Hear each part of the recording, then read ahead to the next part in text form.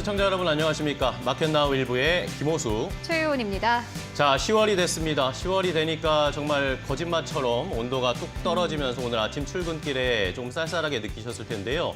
자, 시장의 분위기도 10월 들어서니까 조금 좋지 않은 모습입니다. 간밤에 이란과 이스라엘의 무력 충돌 이 여파가 점점 커지면서 미국 뉴욕 시장에 영향을 줬습니다. 증시도 흔들렸고 유가도 급등했고 비트코인 관련된 이야기도 종목이나 관련된 가격들도 변동성이 커지는 양상이 나타났습니다. 자, 우리 시장이 어제 국군의 날로 좀 휴장을 할 때 그 전에 월요일에 또 외국인 매도가 굉장히 많이 나오면서 무너졌잖아요.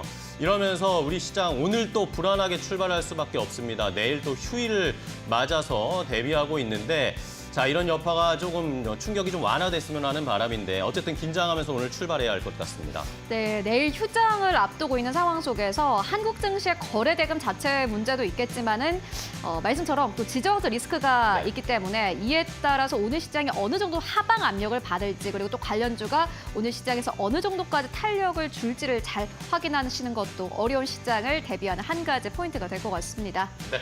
자, 오늘 또 안전벨트 매면서 시장을 잘 준비해야 되겠습니다. 어떤 내용 준비했는지 하나씩 말씀드릴 텐데요. 자, 먼저 이슈레이더를 통해서 말씀드렸듯이 국제 정세가 지금 굉장히 불안합니다. 지정학적 리스크가 여기저기 산재해 있는데 이런 상황에서 수혜를 볼 수 있을 만한 해운주 투자법 알아보도록 하겠고요. 그나마 우리 시장에서 힘을 내고 있는 게 중국 관련 소비주, 경기 부양과 관련된 종목들입니다. 오늘 이런 종목들 잘 골라보도록 하겠습니다. 네, 이어지는 마켓 스탠바이 코너에서는 중국 경기 부양주 사실 옥석 가리기가 참 쉽지가 않습니다. 네. 어떠한 종목들을 봐야 되는지 그리고 일본의 정치적 불확실성이 커지면서 앞으로 엔캐리 트레이드나 전체적인 글로벌 거래 대금이 어떻게 움직일지 함께 찾아보도록 하겠고요. 또 여기에 더불어서 신사업을 추진하는 기업들, 사업을 다각화하는 기업들도 함께 고민해보도록 하겠습니다. 네, 마지막으로 이코노미톡에서는 리더스 인덱스 박주근 대표와 함께 이제는 좀 주가 올라갈 수 있을까요? 네이버, 카카오를 잘 분석해보면서 투자 방향까지 알아보도록 하겠습니다. 네, 수요일도 함께하는 마켓나우 일부 지금 시작하겠습니다.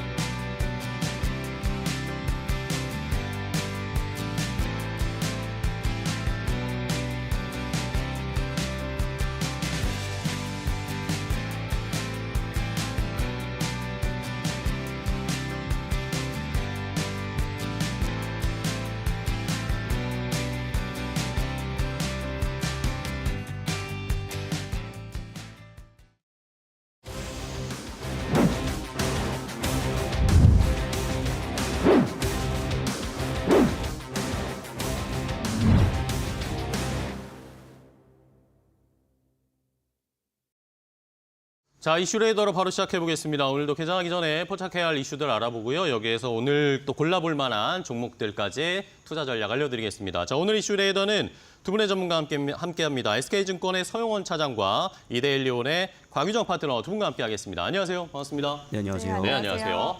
자, 어제 뭐 잘 쉬셨죠? 우리 시장은 쉬었는데 이제 또 간밤에 글로벌 지정학적 리스크가 또 발생을 했습니다. 오늘 또 어떻게 대비를 해야 할지 두 분이 포착한 이슈를 확인을 하면서 대비해 보겠습니다. 먼저 서용원 차장이 포착한 이슈부터 바로 공개하겠습니다.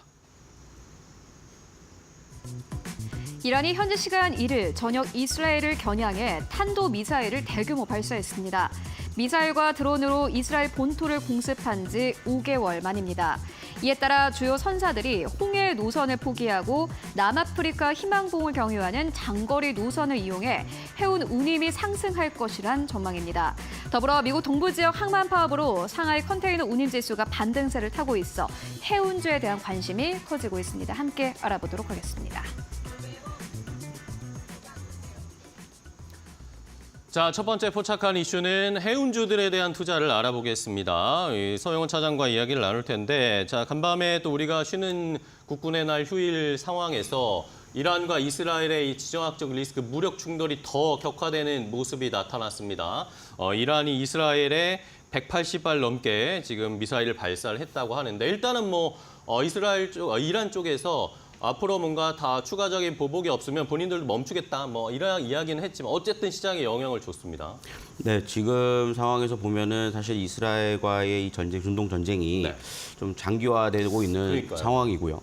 어떻게 보면은 좀 이스라엘이 멈추지 않는 모습들을 계속해서 좀 보이고 네. 있는 상황이거든요. 어떻게 보면 미국에서도 어느 정도 뒤에서는 좀 지원을 하면서 좀 자제를 하라는 얘기는 하고 있지만 이 제어가 안 부분들이 됩니다. 좀 제어가 안 되고 있는 상황이다 보니까 중동발 리스크가 계속되고 있는 상황이고 특히나 이번에 이제 헤즈볼라의 수장이 이제 피살됐다라는 점은 굉장히 좀 큰 타격이라고 좀 볼 수 있겠고 이로 인해서 어떻게 보면 이란도 어느 정도 제스처를 취했다라고 좀 볼 수 있을 것 네. 같습니다.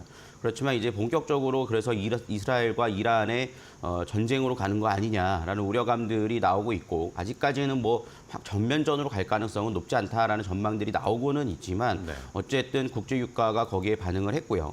그리고 현재 미국 증시도 거기에 따른 조정이 좀 이어지면서 네. 지정학적 리스크가 부각되고 있다라는 점에서는 우리가 좀 주목을 해봐야 될 부분이 아닌가라고 생각을 하고 있습니다. 그래서 거기에 따라서 이제 어떻게 보면 수혜주라고도 볼 수 있을 것 같고요. 좀 항상 이런 얘기가 나올 때마다 거론되고 있는 해운주에 대해서 지금은 좀 관심을 가져야 될 때가 아닐까라고 생각을 하고 있는 상황이라고 네. 볼 수 있겠고요. 중동 지정학적 리스크가 앞으로 좀 단기간에 끝날 가능성이 높지 않은 상황이라고 한다라면 여기에 따른 반사이익은 해운주는 분명히 좀 있을 것으로 예상은 하고 있습니다. 네. 과거에 이제 해운주 같은 경우 코로나 때 운임지수가 엄청나게 상승을 하면서 엄청난 호황을 누렸고 지금은 이제 다시 좀 운임지수가 좀 조정을 받았기 네네. 때문에 뭐 하반기가 어떨 것이다라는 얘기 나오곤 있지만 그래도 지정학적 리스크로 인해서 좀 전환 가능성에 대한 얘기들이 나올 수 있을 거고요. 여기에 따른 국제 유가 상승 이런 부분들이 좀 작용을 할 것으로 예상이 되고 있기 때문에 뭐 이러한 이슈에 우리가 관심 가져야 될 섹터라는 것이 좀 씁쓸한 부분이긴 하지만 네. 어쨌든 해운주들의 하반기 실적에 대한 기대감들도 충분히 있다라고 좀 볼 수가 있겠습니다. 그리고 여기에 더해서 이제 말씀해 주셨듯이 미국 동부 지역 항만이 또 파업에 네, 파업을 들어갔죠. 돌입했어요. 이게 지금 상당히 오랜만에 수십 년 만에 이런 지금 47년 일이 만이랍니다. 나타나 준 네. 상황이기 때문에 이것이 또 어떠한 또 운임지수라든가 이런 부분에 영향을 줄 수 있다라는 전망들이 나오고 있는 상황입니다. 그렇기 때문에 이런 리스크적인 부분들도 영향을 줄 수 있다라고 좀 판단을 하고 있고요. 반대로 또 최근에 중국의 강한 부양책이 펼쳐졌고 역대급으로 좀 부양책이 좀 이루어지고 있는 상황 속에서 미국의 소비 둔화도 여전히 좀 견조하거든요. 네. 그래서 그런 점을 감안해 보면 지금 현재 뭐 해운주들의 하반기의 물동량이라든가 이런 부분들은 계속해서 좀 여전히 좀 증가 추세로 갈 수 있다는 전망들도 나오고 있다는 점에서는 오히려 해운주를 지금 관심 있게 볼 수 있는 기회가 아닐까라고 생각을 하고 있습니다. 네, 알겠습니다.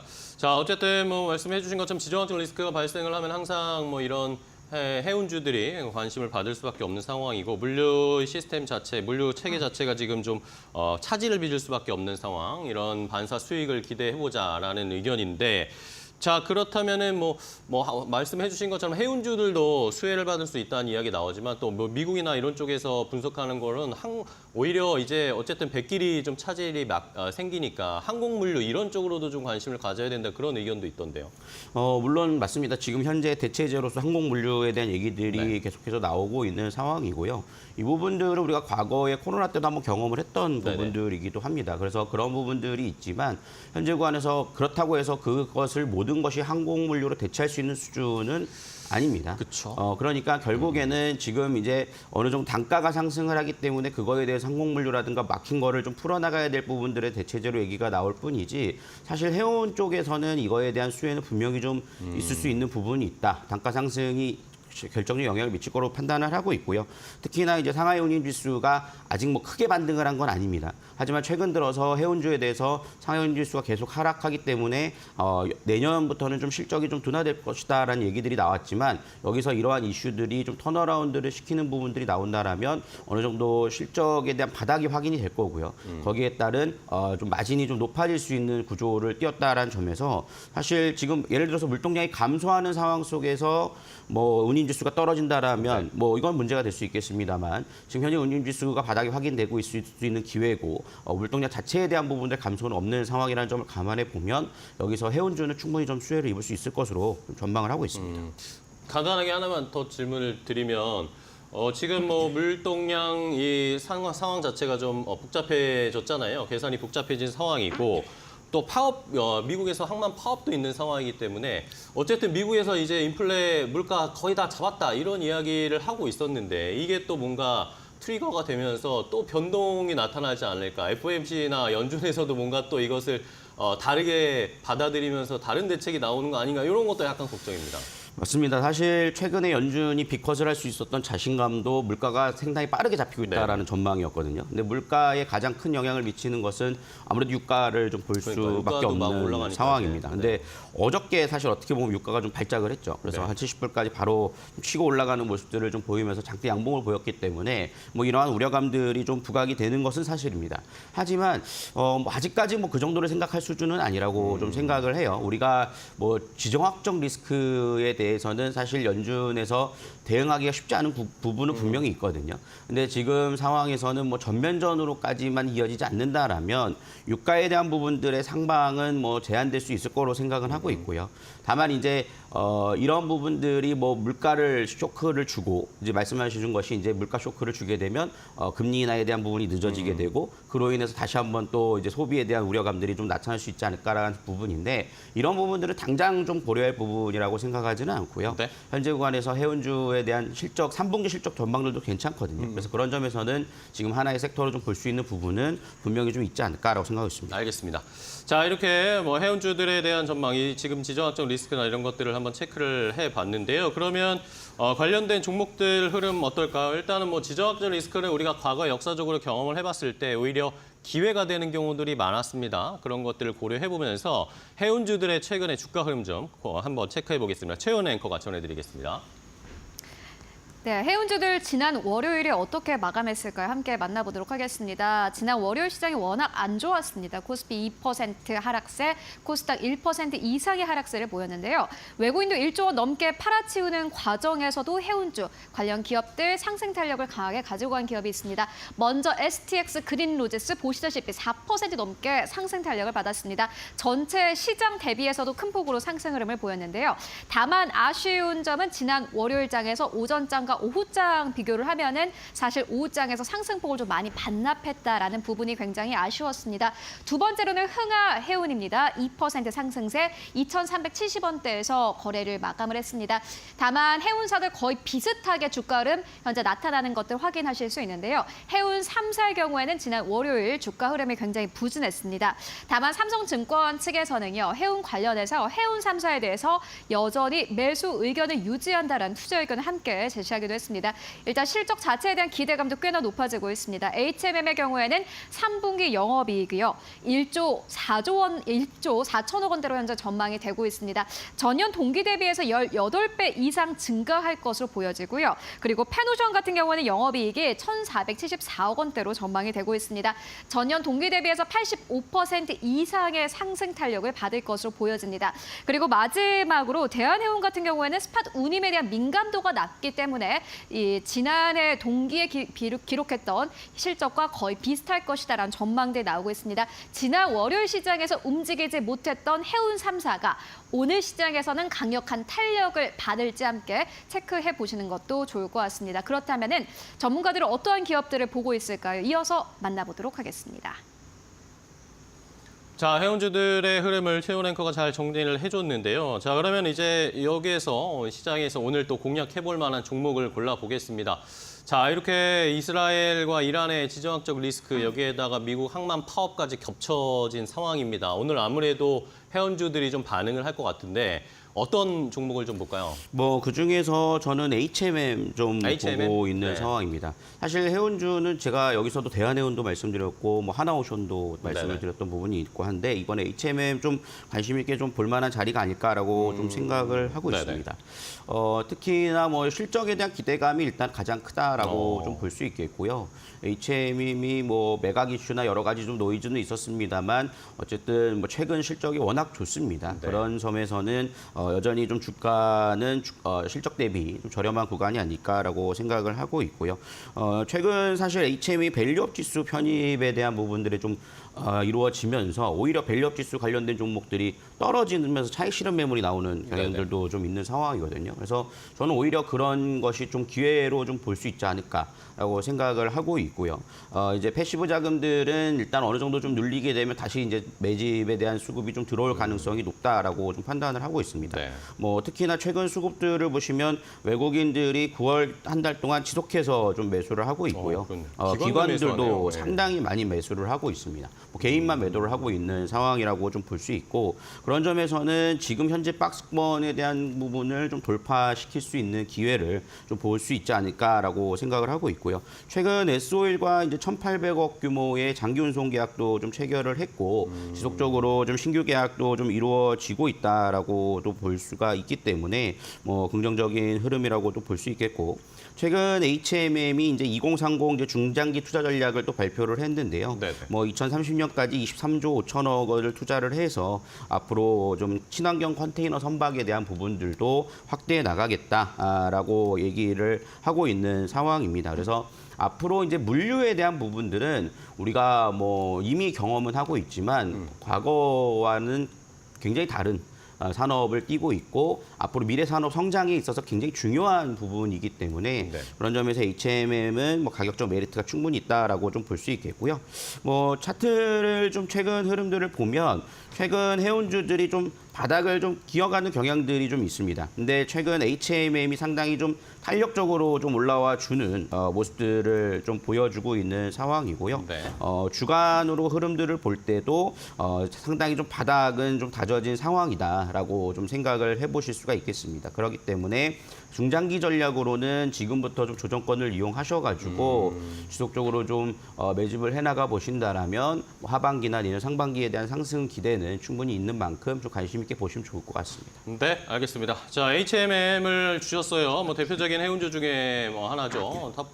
좋은 종목이라고 말씀을 해주셨는데 어쨌든 최근에 컨테이너 운임 지수가 또 올라가고 있는 상황들도 체크를 해보면서 뭐 연동되는 지수가 좀 높은 상황이니까 함께 지켜보면서 HMM 오늘 투자해보도록 하겠습니다. 외국인 기관의 수급이 몰리고 있는 종목을 알려주셨고 자 그러면 이번에 곽유정 파트너님은 해운주 중에 어떤 거 보세요? 저도 이제 대형사 가지고 왔고요. 네. 대한해운이라는 종목 대한해운, 가지고 왔는데 네.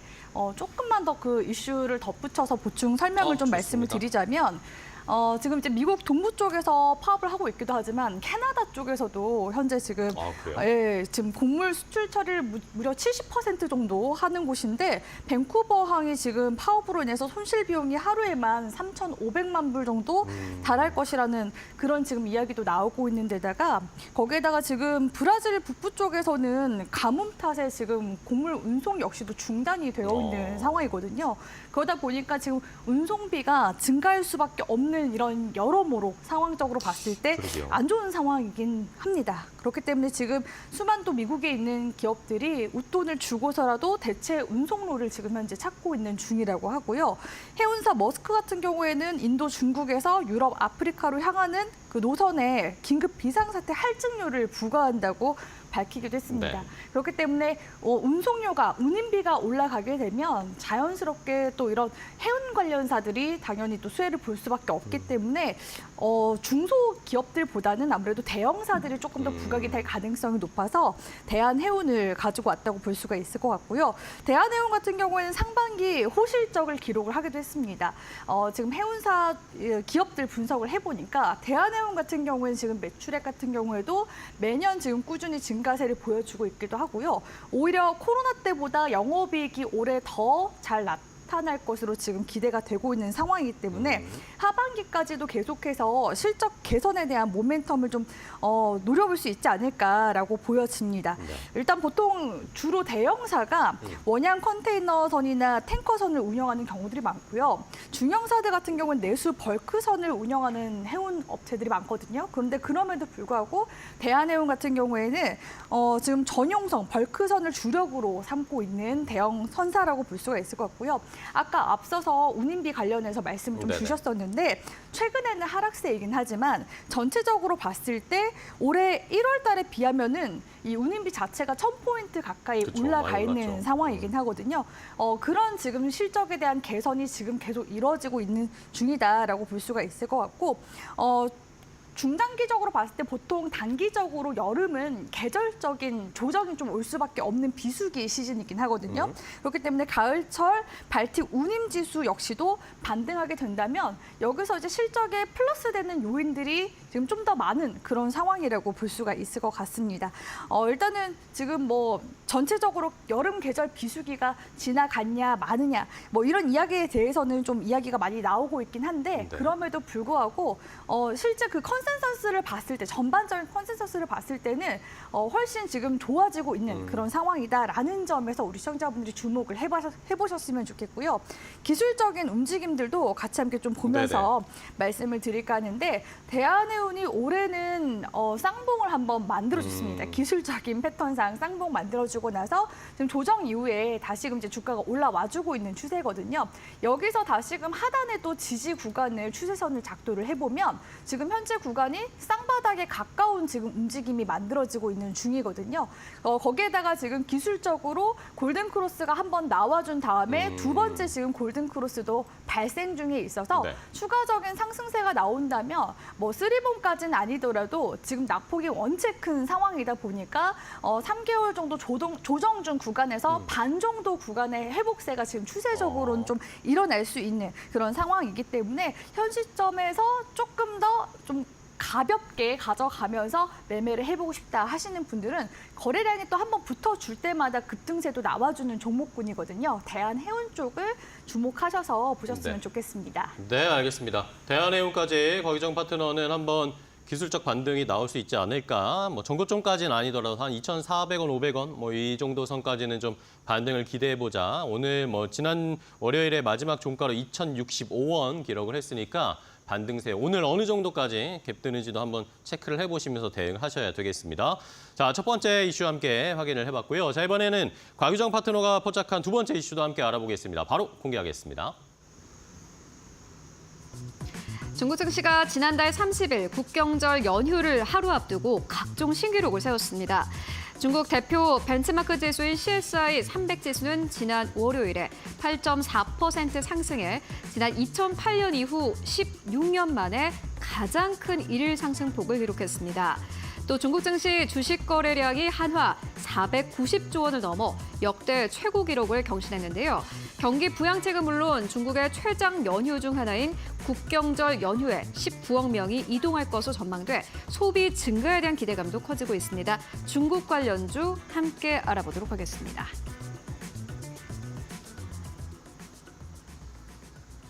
자, 이란 중동 쪽의 지정학적 리스크는 점점 커지고 있는데 그나마 우리 시장에 좀 훈풍을 불어넣어주는 게 최근에는 중국입니다. 중국 증시가 지난주에 굉장히 큰 폭으로 상승하면서 거래를 마감했잖아요. 일본 증시가 올해 상반기에는 계속 신고가 행진을 펼치고 중국 시장은 계속 바닥을 기는 양상이었는데 그 패턴이 요즘 완전 반대가 됐습니다. 네, 일단은 일본 증시 같은 경우에는 대부분의 전문 투자자분들이 금리 인상에 신중을 가했었던 다카이치 사나이 경제안보 담당상이 당선되지 않을까라고서 베팅을 했었다가 예상과 전혀 그쵸. 다른 결과가 나오게 되면서 다른 쪽으로 좀 선회하게 되면서 이번 주 월요일 일본 증시에서는 좀 대거 투매가 한번 나오는 급락이 현상이 나왔죠. 좀 빚어졌다라고 볼 수가 있을 것 같고요.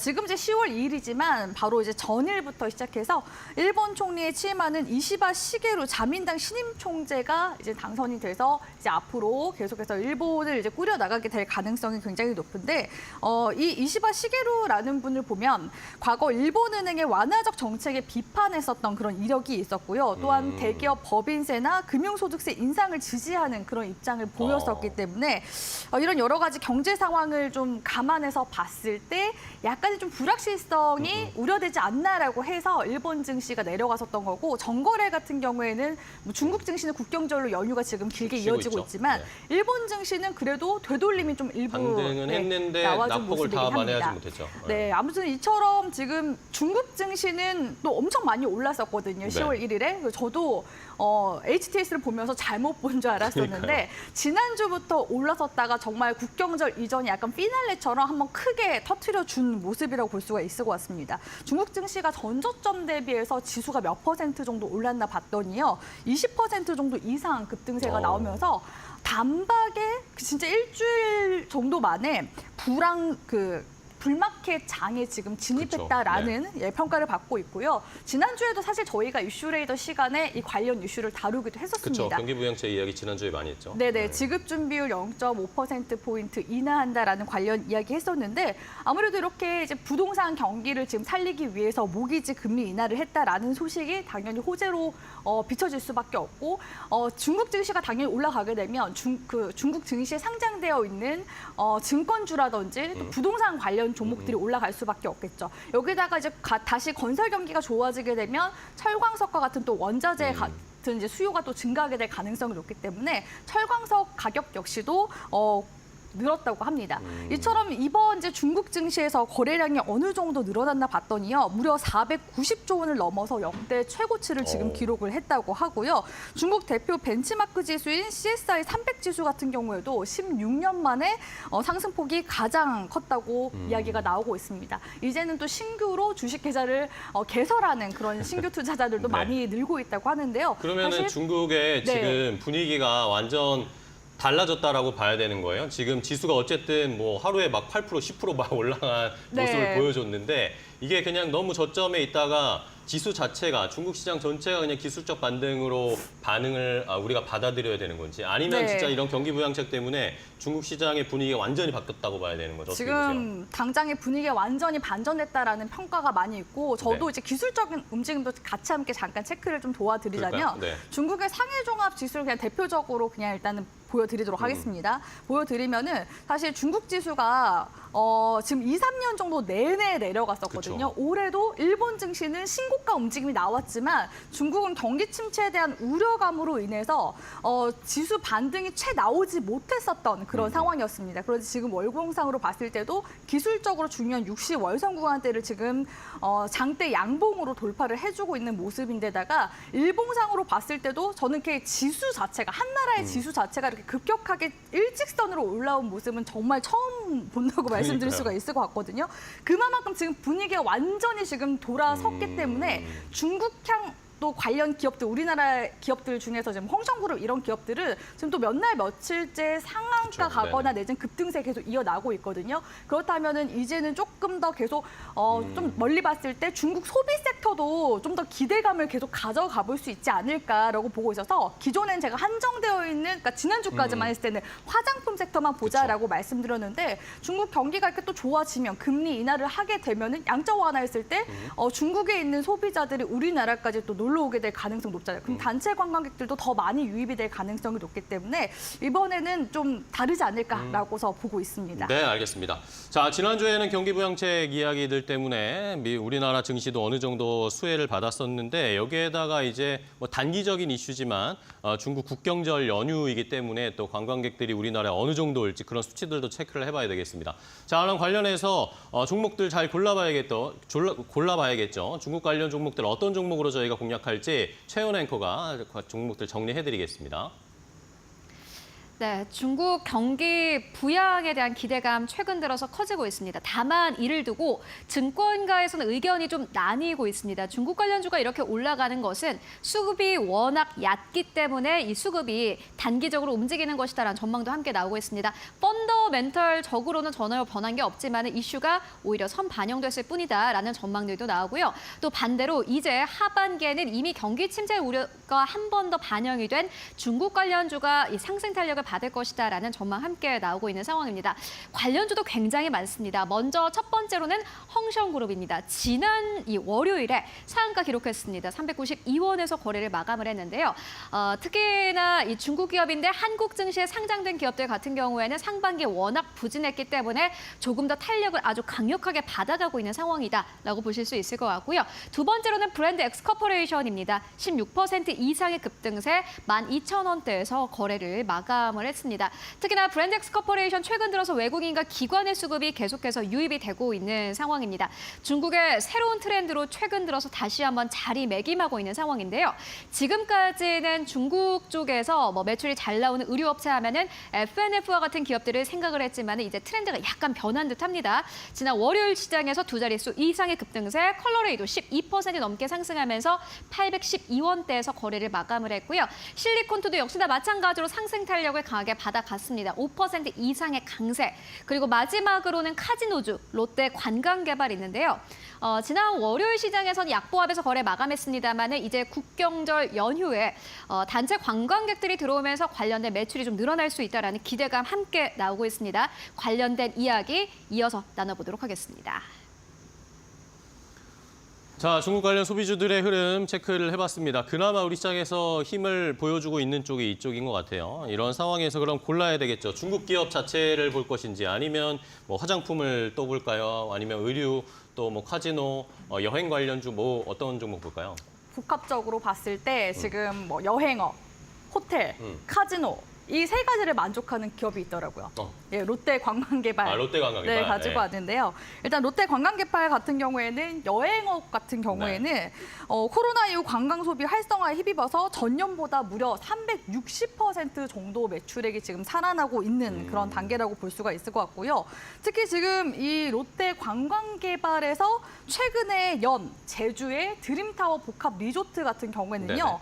지금 방문객 수가 엄청나게 늘고 있다고 합니다. 국경절 연휴 기간 동안 전체 1,600객실 가운데에서도 하루 최대 1,500실 이상이 지금 찬 그런 상태라고 볼 수가 있을 것 같고요. 지금 정부 쪽에서 추산을 대략적으로 했을 때 국경절 연휴 기간 동안 중국인 관광객이 약 어느 정도 방문할 것으로 예상이 되냐면 12만 명 정도가 한국을 방문할 것으로 지금 예상이 되고 있다고 합니다. 무려 전년보다 같은 기간 동안 150% 정도 늘어난 수치라고 볼 수가 있을 것 같고요. 코로나 이전인 2019년도 대비해서는 85% 정도 회복세가 지금 나오고 있다고 볼 수가 있겠습니다. 올해는 사실 중국인, 일본인 할 것 없이 정말 다양한 국적의 외국인들이 많이 방안을 지금 찾아주고 있는 상황인데요.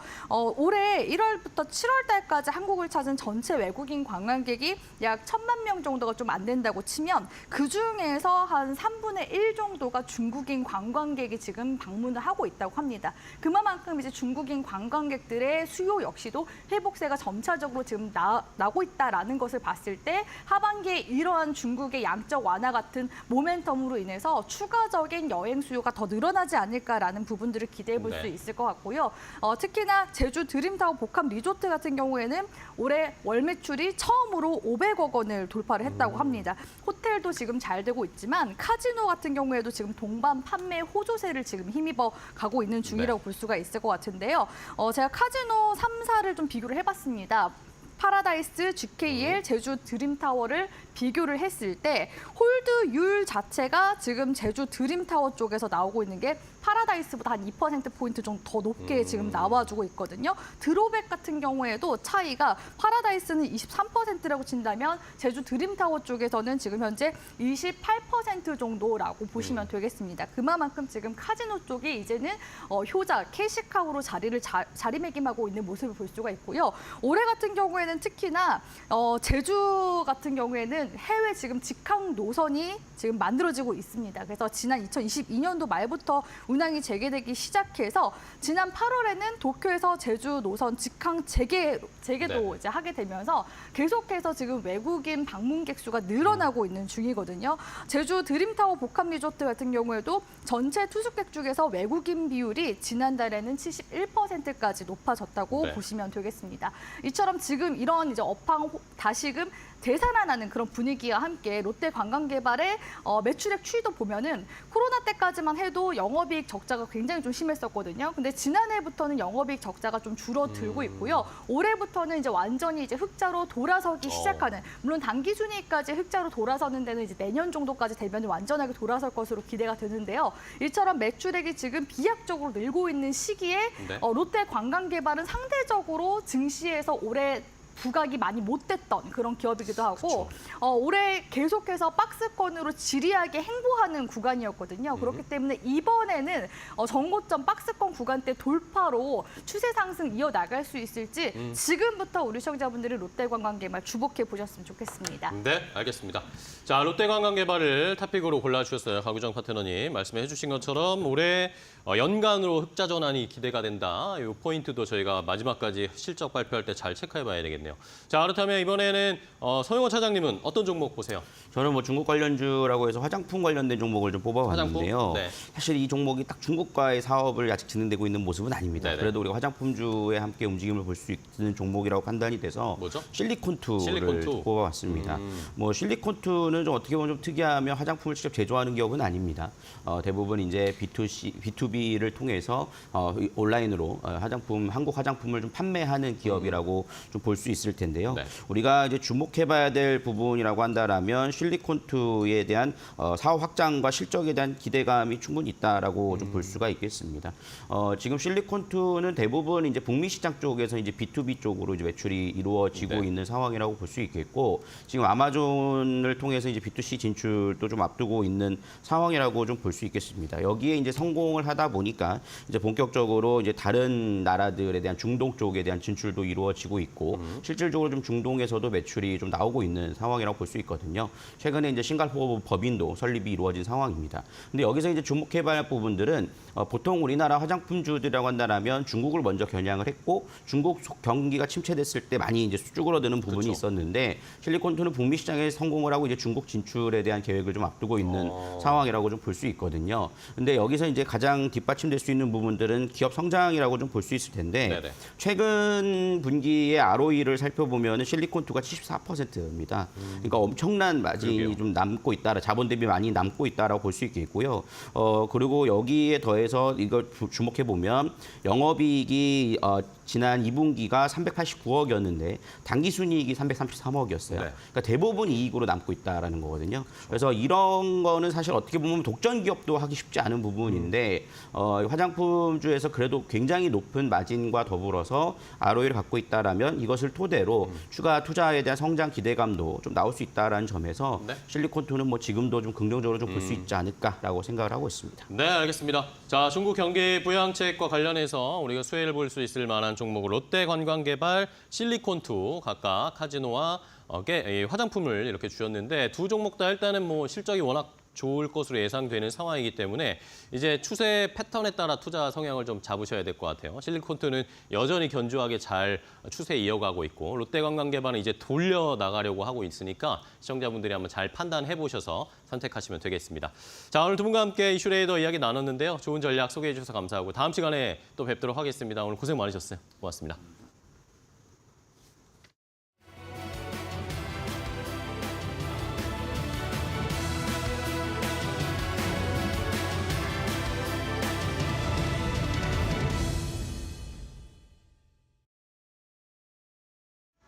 네, 마켓 리포트입니다. 오늘도 함께 두 종목에 관한 리포트 확인해 보겠습니다. 먼저 살펴볼 리포트는 모두 투어를 다뤘고요. 증권사는 한국투자증권입니다. 인내심을 가지고 기다릴 시기라고 제목에 적었고요. 목표 주가는 따로 제시하지 않았는데요. 이 모두 투어 같은 경우에는 올해 패키지 판매의 회복 속도가 예상보다 더디게 나오고 있습니다. 하지만 장기적인 호흡에서는 바닥에 있기 때문에 나쁘지 않다는 관점이었는데요. 구조적으로 여행에 대한 수요가 늘어날 수밖에 없고 특히 50대 이상의 고령층의 여행 수요가 높아지고 있기 때문입니다. 여행 수요 증가세에 수혜를 입을 수 있을 것으로 봤는데요. 다음 장에서 더 자세히 살펴보도록 하겠습니다. 모두 투어의 패키지 수요 회복은 생각보다 좀 완만하게 진행이 되고 있습니다. 우리나라 팬데믹 이후로 여행 수요가 폭발적으로 증가 추세에 있는데 이 같은 추세를 모두 투어는 완전히 따라가지 못하고 있는 겁니다. 먼저 우리나라의 전체 출국자 수를 확인해 보면 가장 위에 있는 하늘색 선으로 표시가 되어 있는데요. 지난 2019년 대비해서 7, 8월의 출국자 수는 96%를 회복했습니다. 코로나 이전에 거의 완전히 회복세에 다가갔다고 볼 수 있죠. 하지만 모두 투어 같은 경우에는 57% 송출객에 그치고 있습니다. 특히 경쟁사인 하나투어와 대비해봐도 격차가 확대되고 있는 시점이죠. 이렇게 회복세가 완만한 이유 OTA 전환에 있습니다. OTA는 온라인 트래블 에이전시의 약자인데요. 즉 모바일 플랫폼이나 웹 3.0으로의 전환이 더뎌서 시장 점유율을 많이 빼앗기고 있는 중이라는 겁니다. 여기에 더해서 3분기에도 패키지 판매는 다소 부진할 것으로 전망되는데요. 지난 분기에 있었던 TMF 사태의 일시적 취소분, 일회성 취소분이 반영이 되고 또 일본 같은 경우에는 자연재해 영향으로 관련 패키지 판매가 부진할 것으로 예상되기 때문입니다. 하지만 장기적인 호흡으로 봤을 때 여행 수요는 구조적으로 증가할 수밖에 없다는 게 한국투자증권의 뷰인데요. 특히 은퇴 세대의 여가 활동이 관광이나 여행 쪽으로 변화하고 있고 여행 수요가 증가하고 있습니다. 2차 베이비 부머 세대는 이제 은퇴를 앞두고 있는 시점이기도 하죠. 다행히 모두 투어의 패키지 주 고객층은 50대 이상입니다. 지난해를 기준으로 봤을 때 50세 이상을 의미하는 이 해외색 막대 그래프는 57%의 비중을 차지하고 있었는데요. 이렇게 고령층 고객 비중이 높기 때문에 향후 구조적으로 증가할 여행 수요에 수혜를 입을 수 있을 거라는 겁니다. 게다가 현재 주가는 이미 이렇게 실적에 대한 아쉬움을 전부 반영하고 있다고 봤는데요. 퍼 같은 경우에는 역사적인 바닥 구간을 지나고 있어서 장기적으로 봤을 때 밸류에이션 매력도가 높다는 분석이었습니다. 네, 이어서 다음 종목도 확인해 보시죠. 이번에는 NH투자증권에서 발간했고요. 종목은 포스코 홀딩스입니다. 제목에 철강 가격도 리튬 가격도 모두 상승할 걸로 예상된다고 적었습니다. 먼저 포스코 홀딩스 3분기 프리뷰부터 확인해보면 영업이익은 5천억 원을 기록할 걸로 전망됩니다. 이는 전분기 대비해서 20% 증가한 수치인데요. 철강 재선 원가가 하락하면서 민마진이 개선될 걸로 추정이 되는 게 첫 번째 이유고요. 두 번째는 고로 개수, 고로, 용광로를 의미합니다. 이 노후화된 용광로의 개수 작업이 완료되면서 판매량이 회복될 영향을 받겠습니다.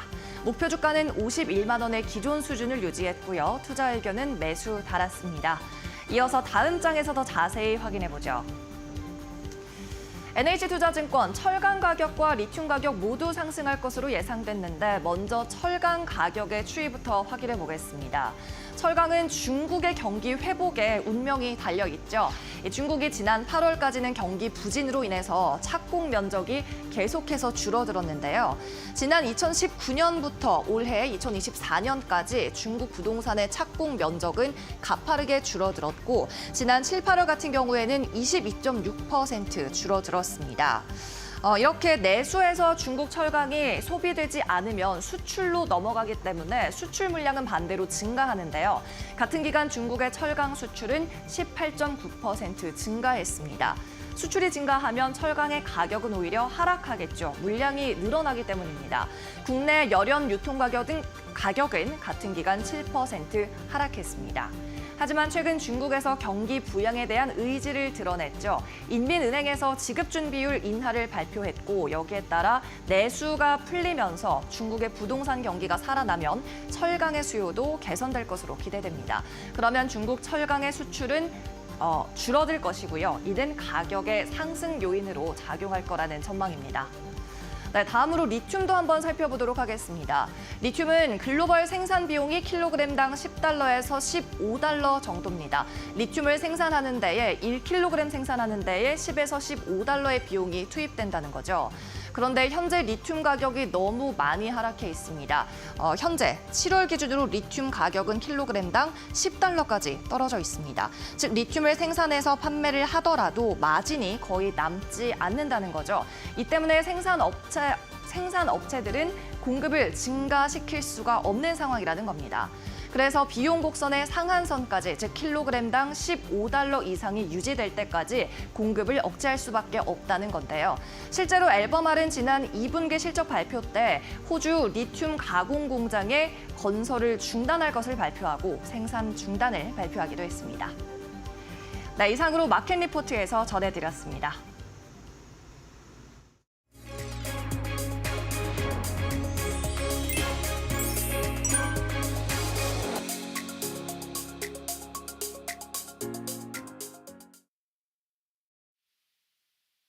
네, 안녕하세요. 윤한식 파트너입니다. 한 가지 시장을 피곤할 수 있게 하는 것은 중동발 지정학적 리스크일 수 있겠습니다. 어제 미국 증시가 흘러내린 것이 이 이슈 때문이라는 이야기가 많습니다. 하지만 중동발 리스크가 증시에 큰 악재가 되기 위해서는 유가 버튼이 출현하면서 연준의 금리 인하 사이클이 중단되어야 하는 한 전제 조건을 충족해야 되는데 유가가 3.8%대 급등하면서 70달러 초반을 기록했지만 23년 10월 이스라엘 하마스 전쟁, 24년 4월 이스라엘 이란 간 미사일 공격에 비해 절대적인 유가 레벨이 낮습니다. 이란 측에서 이스라엘이 보복을 하지 않는 이상 공격은 이걸로 끝이다라고 했기 때문에 이들이 전선을 확장해서 더는 공격할 소지는 낮아 보이고 수요단의 유가 압력도 크지 않은 상태입니다. 그래서 생각을 해보면 전면전 확대 및 미국의 개입 등 지정학적으로 예측해 볼 수 있는 최악의 상황으로 치닫지 않은 이상은 이번 중동발 리스크가 만들어내는 주식시장의 하방 위험은 그렇게까지는 높지 않아 보입니다. 오늘 국내 증시도 상기 이슈들에 더해서 내일 또 쉬는 날이다 보니 거래 부진 등으로 약세로 출발할 것 같긴 합니다. 하지만 며칠간 한국으로 들어올 돈을 흡수해갔던 중국 증시가 7일까지 휴장이기에 어느 정도 긍정적인 수급 되돌림이 나타날 가능성도 있습니다. 이래저래 전방위적으로 힘든 시기를 보내는 주식시장이 한국인 것은 맞으나 그래도 하방 리스크보다는 상방 리스크를 계속 고민하는 것이 적절하다고 생각합니다. 다음 장전 뉴스입니다. 첫 번째로 이란이 이스라엘에 미사일 180발을 발사했습니다. 이스라엘은 재보복 경고를 하고 있는 상황이고요. 관련주로는 흥구석유, STX 그린로지스, 한국석유입니다. 이전과는 다르게 테마의 크기가 매우 확산된 모습입니다. 관련주들을 빠르게 정리하면서 해칭주들은 기본적으로 데이 트레이딩으로 끝내는 것이 좋습니다. 두 번째 뉴스입니다. 테슬라가 사이버트럭 FSD 활성화를 시작했습니다. 관련주로는 자율주행 대장주로 움직였던 슈어소프트테크, 오트렉스 등이 있고요. 시간 외에서 자율주행 관련주가 강세를 보이고 있습니다. 10월 10일 로봇택시 출시 이전까지는 자율주행 관련주의 상승세는 계속 유효하다 봅니다.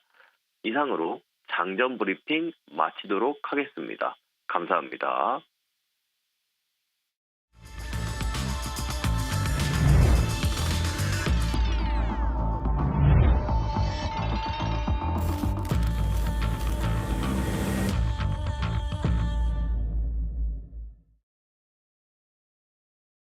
자, 마켓 스탠바이입니다. 오늘 장출발 10분 정도 남았습니다. 8시 50분 막 지나가고 있고요. 내일 또 휴일이기 때문에 우리 시장이 휴일 사이에 껴있는 오늘의 상황 어떻게 시장이 반응할지 잘 살펴보셔야 되겠습니다. 그나마 다행인 것은 이란과 이스라엘의 이 지정학적 리스크, 무력 충돌이 격화됐지만 미국 시장은 이런 소식이 전해졌을 때 낙폭이 깊어졌다가 마지막에는 그래도 낙폭이 많이 줄어들었습니다. 인명피해가 별로 나오지 않았고 이란 쪽에서도 이스라엘 쪽에서 보복이 없으면 이란도 더 이상 추가적인 공격을 하지 않겠다라는 그런 언급들이 있었습니다. 이런 것들로 인해서 뉴욕 증시가 낙폭을 줄였고 국제유가도 장중에 5% 넘게 WTI가 상승하다가 상승 탄력이 많이 좀 약해지면서 거래가 끝난 것이 그나마 다행이고요. 자, 이것을 우리가 어떻게 받아갈지 중요하겠고 여기보다 더 중요하고 또 변수가 될 것은 맥커리에서 삼성전자의 목표 주가를 또 반토막 내는 그런 리포트가 나왔습니다. 지난 월요일에 우리 시장이 외국인 매도 엄청나게 나오면서 또다시 무너지는 모습이었는데 과연 오늘 어떻게 버텨줄 수 있을지 두 분의 전문가와 함께 장출발 준비해보도록 하겠습니다. GC인포의 박수범 대표, 이데일리 스페셜리스트, 신리섭 전문위원과 최훈 앵커와도 함께하겠습니다. 안녕하세요. 반갑습니다.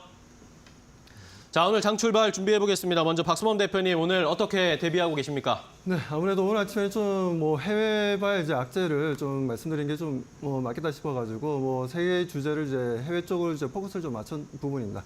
자, 첫 번째로 말씀드릴 건 이제 이란이 이스라엘에 대한 대규모 미사일을 발사를 했습니다. 이 부분들이 지금 이스라엘 입장에서는 지금 이제 중동에 이제 전쟁이 확산되는 분위기인데, 자, 이 분위기가 지속될 것이지. 제가 그전에도 얘기를 한번 드린 적이 있죠.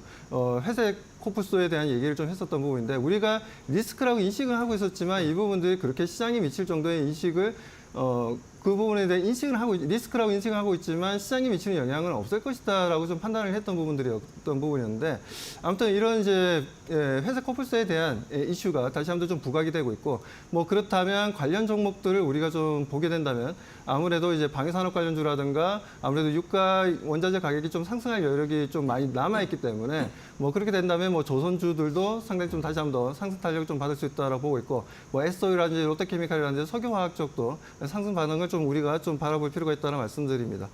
자, 두 번째로 말씀드릴 건 최근 들어서 이제 일본의 어떻게 보면 총리가 이번에 좀 차기 총리가 좀 선정이 되었죠. 차기 총리가 선정이 되었는데 이분이 지금 이제 어떻게 보면 기업 친화적이다보다는 이제 노동자 좀 친화적인 정책들을 그동안 좀 내보였습니다. 아베노믹스에 대해서도 과거에 상당히 좀 반대를 했던 부분들이었고, 그러다 보니까 일본 증시가 크게 급락했다가 어제 같은 경우는 좀 기술적 반등이 되었는지 어떤 반등이 되었든지 일단 좀 너무 과하게 빠진 거 아니냐라면서 좀 반등을 중이 줬어요. 근데 오늘 하루 더 추가적으로 내려갈지를 좀 지켜봐야 될 것 같습니다. 그리고 중국은 지금 현재 너무 좋죠. 어떻게 보면 이제 미국의 금리 인하를 기다렸다라는 듯이 미국의 금리 인하하자마자 LPR도 좀 동결했고 지준율이 오히려 좀 하락을 하면서 오히려 지금 현재 적극적인 경기 부양책에 대한 이슈가 계속해서 나와주고 있습니다. 여기에 대해서 시진핑도 한마디 했고 리창 총리도 한마디 했기 때문에 그 부분들이 전체적으로 이제 신천도 마찬가지고 상해종합 조개수도 마찬가지고 항생지수도 크게 단기간 끌어올리고 있습니다. 여기에다 지금 이제 국경절이다 보니까 다음 주 월요일까지 중국 증시가 휴장인데 그 이후에도 움직임들을 상당히 좀 강하지 않겠냐. 그 전에 볼 수 없었던 단기간 급등이었기 때문에 이 부분들도 우리가 참고해 볼 필요가 있다고 말씀드리고요. 자, 그리고 세 번째로 말씀드릴 건 이제 미국의 올해 마지막 FOMC가 11월 달에 있습니다. 11월 달에 과연 이제 빅컷을 할 것이냐 안 할 것이냐 이 부분이 상당히 좀 중요한 부분인데, 일단 CME 패드워치 쪽에서는 빅컷에 대해서는 이제 53% 정도 할 가능성이 높다라고 좀 봤습니다. 왜냐하면 전도표에서도 그렇게 나왔기 때문에. 하지만 지금 이제 30%대로 좀 많이 줄어들었어요. 파월 의장이 좀 한마디 했기 때문에 차근차근 천천히 만들어 가겠다라고 했기 때문에 경제를 연착륙을 천천히 만들어 나가겠다라는 발언 때문에 시장에서는 그렇다면 이제 금리 인하를 우리가 빅컷이 아니라 스무컷으로 좀 봐야 되지 않냐는 관점으로 이제 시장에서 바라보는 것 같습니다. 아무튼 이런 부분들이 국내 증시에는 그렇게 나쁘다라고 얘기할 수는 없지만 이런 부분들을 어느 정도 좀 달러 인덱스가 좀 내려가면서 흐름들을 보여줘야 되지만 그러지는 아직까지 못하고 있고, 그런 부분들이 전체적으로 이제 일본도 마찬가지고 미국도 마찬가지고 중동 지역도 마찬가지고 정치적인 이슈가 기업들의 이슈보다는 더 강하게 좀 발생하다 보니까 전체적인 매크로 흐름이 좋지 못한 흐름들인데 좀 우리가 이 부분들을 좀 인내하면 또 하나의 또 다음 주 같은 경우에는 아무래도 좀 정상적으로 또 우리가 좀 매매를 할 수 있는 구간이니까요. 다음 주를 좀 기대하면서 오늘 같은 경우에는 좀 매매는 좀 자제하시면서 기존 종목들을 가지고서 대응 방법들을 좀 고민해 볼 필요가 있다는 말씀드립니다. 시장은 일단 적극적인 매매보다는 관망에 대한 투자 의견 함께 전해주셨습니다. 여러 가지 매크로 이벤트가 오늘 시장에서는 아주 강하게 작용할 것으로 보여집니다. 그렇다면은 신입섭 전문위원님께서는 오늘 시장에서 어떠한 이슈들 보고 계십니까? 네, 크레이지 모드 태성입니다. 2차 전지가 전반적으로 지금 가장 강했을 때보다는 약세를 보여서 2차 전지 투자자들이 조금 마음이 아프지만 그 사이에서도 이번 연도 초에 엔캠이라는 종목이 정말 크레이지 모드를 보여줬고요. 이 지금 하반기로 들어서면서 태성이라는 종목이 크레이지 모드를 보여주고 있습니다. 지금 이 금 가격도 크레이지죠. 금 가격이 지금 온수당 2,708달러. 지금 금을 사면 완전 해지됩니다. 그렇죠? 달러가 지금 하락을 하니까요. 금 잘 보유하시기 바라고, 금 거북이 있으신 분들 절대 팔지 마세요. 그리고 은, 동, 금은동 순으로 다 오르고 있죠. 전기동은 특히나 구리여서 산업용 금속인데 이제 동마저. 금은 날라갔고요. 은이 신고가를 돌파했고 동도 지금 역사적 신고가 바로 직전에 있습니다. 그러니까 구리 가격이 오르면 결국에 2차 전지에서 동박을 입히는 곳이 마이너스 극이죠. 플러스 객은 알루미늄박을 입히고 마이너스 객은 동박을 입힙니다. 그 동박 가격이 올라가면서 캐즘 현상이라 지금 안 그래도 배터리 원료 가격을 인하를 해야 되는데 그 부분이 안 되잖아요. 그래서 태성에서 지금 만든 그 동박을 겉에만 입히는 이런 부분들이 부각이 되면서 저렇게 크레이지 모드가 나오고 있습니다. 그래서 2차 전지도 종목을 잘 선택하면은 아직도 저렇게 슈퍼 크레이지 모드 종목이 있다는 거 보시면 될 것 같고요. 두 번째는 실리콘2도 재상승을 준비하고 있습니다. 지금 인디 브랜드들 중국으로 모멘텀이 살짝 와서 아모레퍼시픽, LG생활건강이 움직이지만 중국 그 화장품 관련주는 지금 차트가 다 역배열이에요. 역배열에서 올라가는 걸 한 번에 V자 반등으로 전고점까지 간다? 그거는 역사적으로 굉장히 어떤 그 뭔가 특이점이 있을 경우면 그렇게 갈 수가 있는데 지금으로 봐서는 중국에서 다시 아모레퍼시픽, LG생활건강이 예전만큼 V자 반등하기는 어려워 보이고요. 결국에는 지금 인디 브랜드들의 플랫폼 역할을 하는 실리콘2가 다시 움직일 가능성이 있다.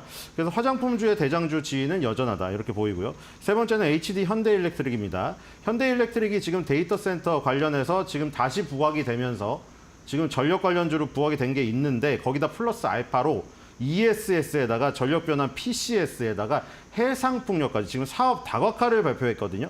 그래서 HD 현대일렉트릭을 비롯하여 효성중업 이런 전력 관련주들도 다시 한번 또 계속 관심을 가져야 된다. 결국 공통점은 그겁니다. 급격히 오른 다음에 떨어지지 않고 횡보 구간에 있는 것들은 지금 시장에서도 시장 대비해서 우월한 성장성과 수익률을 기록할 수가 있다. 이렇게 보시면 되겠습니다. 네, 알겠습니다. 자, 시장의 출발 이제 얼마 남지 않았는데 양시장 일단 오늘 출발 분위기는 좋지 않을 것으로 보입니다. 더 자세한 동시효과 상황 최훈 앵커와 확인해 보겠습니다. 네, 오늘 우리 시장 출발 상황 바로 만나보도록 하겠습니다. 예상치 결과입니다. 코스피 1% 이상 하락할 것으로 보여집니다. 2,557선, 여전히 2,600선 아래에서 거래를 출발을 할 것으로 보여지고 코스닥도 마찬가지입니다. 1% 이상의 하락세 755선 거래 출발 예상되고 있습니다. 시가총액 1위권부터 5위권까지 함께 만나보도록 하겠습니다. 오늘 대형주들 사실 가장 중요할 것 같은데 삼성전자, SK하이닉스 보시다시피 1%, 4% 이상의 급락 출발 예상되고 있습니다. 반도체 기업들 오늘 전반적인 급락 출발 예상되고 있고요.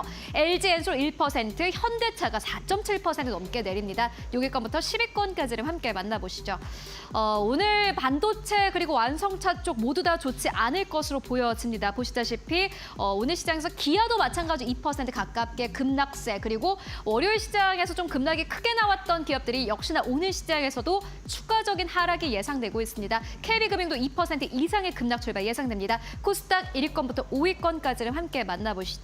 뭐 코스닥도 비슷합니다. 보시다시피 1위권부터 5위권까지 일제 하락 출발 예상되고 있는데 에코프로 BM이 1.9% 이상의 하락세 18만 1,000원대 거래 출발 예상되고 있습니다. 오늘 18만 원대를 지켜줄 수 있을지를 잘 확인해 보시는 게 중요해 보이고요. 엔캠도 역시나 마찬가지로 2.8% 이상 급락 출발 예상되고 있습니다. 지난 월요일장에서 10% 이상의 급락 흐름이 나온 기업이기도 합니다. 이어서 6위권부터 10위권까지를 함께 만나보시죠. 네, 6위권부터 10위권도 역시나 마찬가지로 전반적으로 급락 출발 예상되고 있는데 클래시스 1% 이상 하락합니다. 53,500원대 거래 출발 예상되고 있고요. 삼천당제약 0.7% 넘게 하락세, 휴젤도 1.8% 이상 하락 출발 예상되고 있습니다. 국내 증시 출발해 보도록 하겠습니다.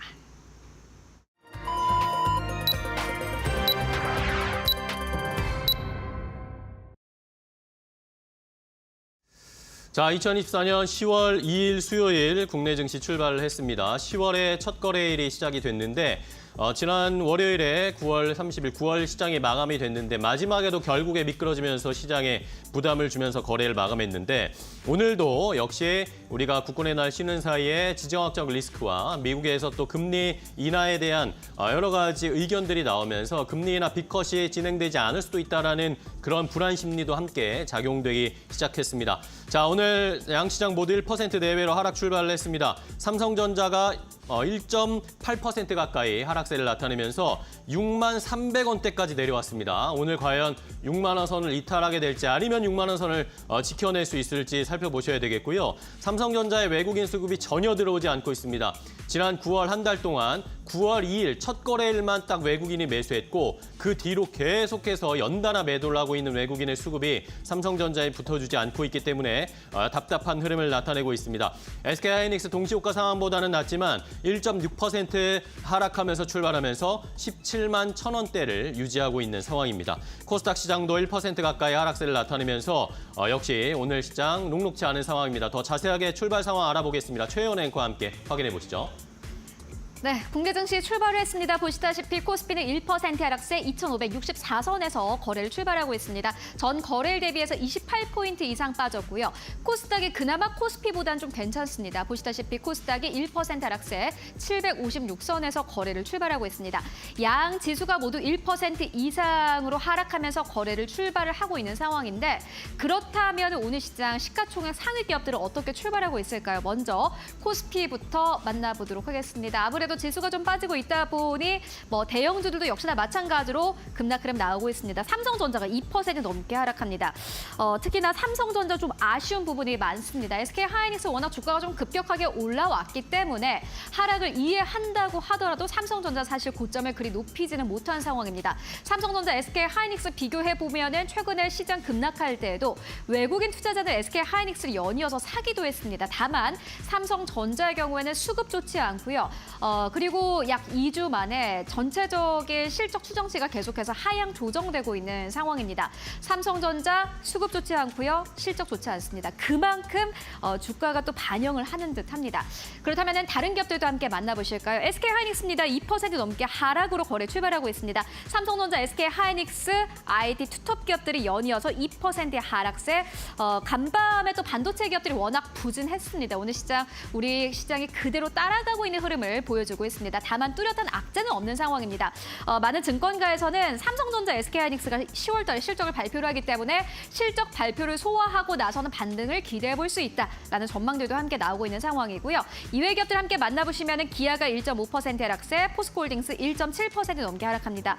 다만 이렇게 하락장 속에서 또 긍정적인 부분을 나타내는 기업도 있습니다. LG 엔솔 1% 넘게 상승 탄력을 가지고 가고 있고요. 이외 기업들 만나보시죠. 신한지주 1% 넘게 상승세, LG화학 2% 넘게 상승 탄력을 가지고 가고 있습니다. 상반기에 오래 쉬었던 2차 전지 쪽으로는 계속해서 수급 들어오고 있습니다. 시장 상황 좋지 않음에도 불구하고 상승 탄력을 계속해서 가지고 가고 있는 상황이고요.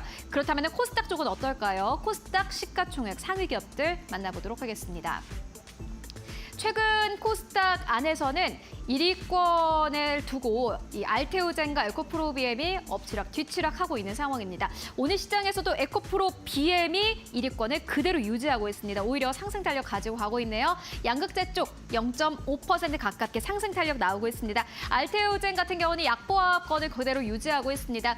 일단 에코프로비엠이라든지 알테오젠의 경우에는 급락은 현재 구간에선 전혀 없는 것을 확인하실 수 있고요. 그리고 무엇보다 에코프로가 1.6% 넘게 상승 탄력 가지고 가고 있습니다. 오늘 시장 전체적으로 지수가 1% 이상 빠지고 있음에도 불구하고 2차 전지 관련 기업들, 전기차 관련 기업들은 그래도 상승 탄력을 아주 강하게 가지고 가고 있습니다.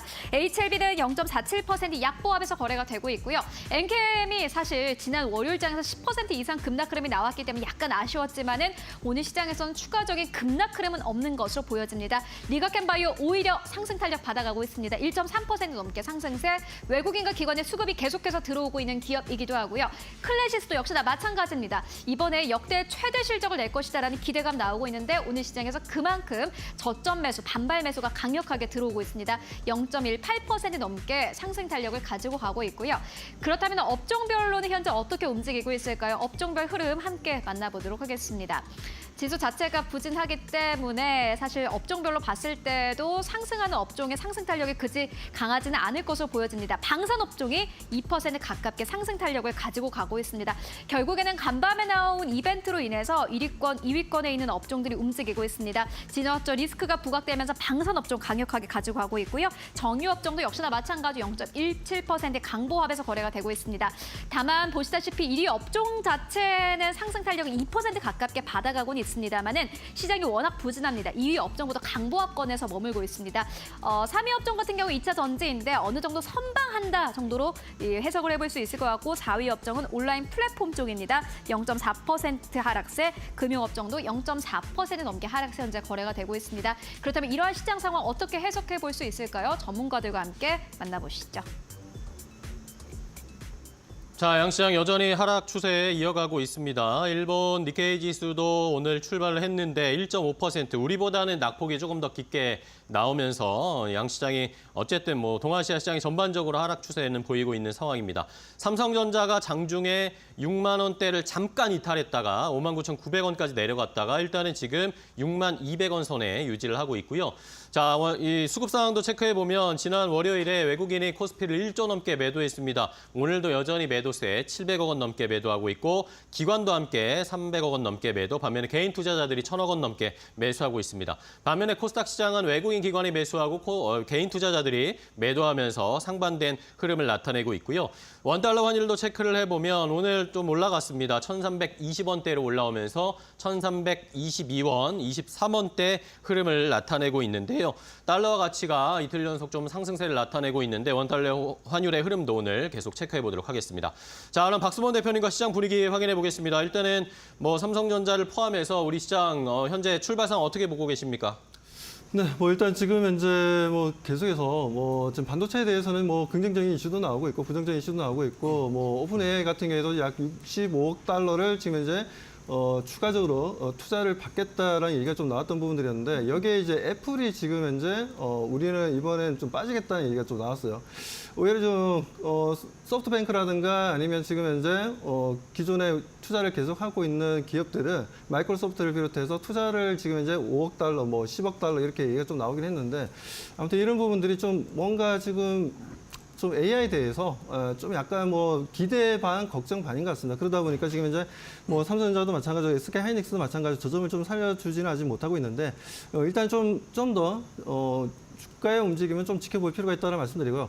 일단 지금 아침에 좀 강하게 좀 상승 흐름을 좀 보여주고 있는 종목들을 좀 보게 되면 그나마 지금 방위 산업 관련주들이 좀 올라가고 있습니다. 지금 이제 LIG 넥스원도 마찬가지고 하나에어로스페이스도 마찬가지고 한일단조도 마찬가지고 관련 종목들의 움직임이 좀 강하게 좀 반등 흐름을 좀 보여주고 있다는 부분들 그리고 앞으로 유가 상승에 대한 기대감에 지금 이제 조금 뭐 어떻게 보면 좀 테마성이 좀 강한 종목이라고 할 수도 있는 뭐 흥그석유라든가 뭐 관련 종목들이 좀 움직임을 좀 보여주고 있어요. 그리고 한국석유 같은 경우에도 좀 움직이고 있는데 한국석유 같은 경우에는 이제 아스팔트를 좀 까는 회사죠. 뭐 그러다 보니 과거에도 뭐 우리나라가 2008년도에 금융위기, 글로벌 금융위기 때, 그때 당시에 이제 한국 석유가 주가가 10배나 올랐었던 부분들이 있었는데, 아무튼 시장이 좀 좋지 못한 한국 석유가 좀 올라가는 경향이 있어요. 그렇기 때문에, 그런 부분들도 좀 참고해서 우리 개인 투자자분들이 좀 볼 필요가 있다는 말씀드리고, 그리고 고려아연이라든가 영풍정밀에 대해서 얘기가 좀 주말에 또 나왔습니다. 뭐 어제 같은 경우에 좀 얘기가 나온 부분들을 보면, 뭐 최시일가 쪽에서 지금 영풍정밀을 이제 공개적으로 이제 매수하겠다라고 얘기했는데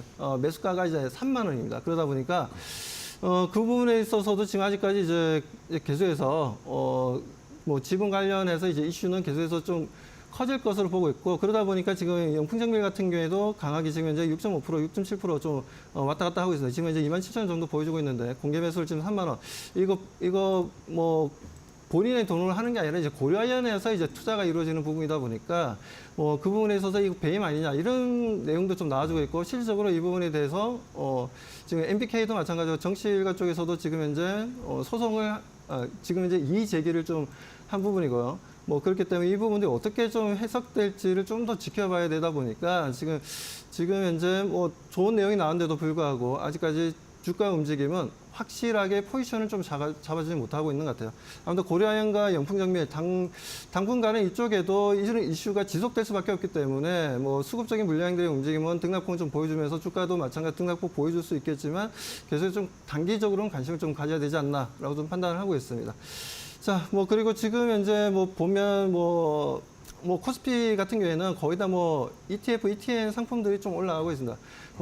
시장에서 ETF, ETN 상품들이 올라간다는 건 그만큼 투자자들도 하나의 종목에 대해서 확신을 가지고 가져가지 못하고 어떻게 보면 바스켓 마이 매매를 한다라고 얘기할 수 있는 이제 ETF 상품에 좀 더 투자를 한다라는 부분들, 이쪽이 좀 올라간다는 부분들은 그만큼 이제 불확실한 부분들이라는 거죠. 투자자들이 좀 불확실에 대해서 가져가다 보니까 투자 심리가 좀 약해졌다라고 좀 봐야 되는 부분인데 이런 종목들이 좀 올라오다 보니까 아무래도 시장이 좀 약세 흐름을 현재는 좀 보여주고 있다. 하지만 이런 부분들이 뭐 장중에 조금 주가가 조금 내려간다면 내려가고 실질적인 뭐 현물 쪽이 좀 더 강하게 좀 올라와 준다면 그 부분에 대해서는 우리가 좀 긍정적으로 바라볼 필요가 있다.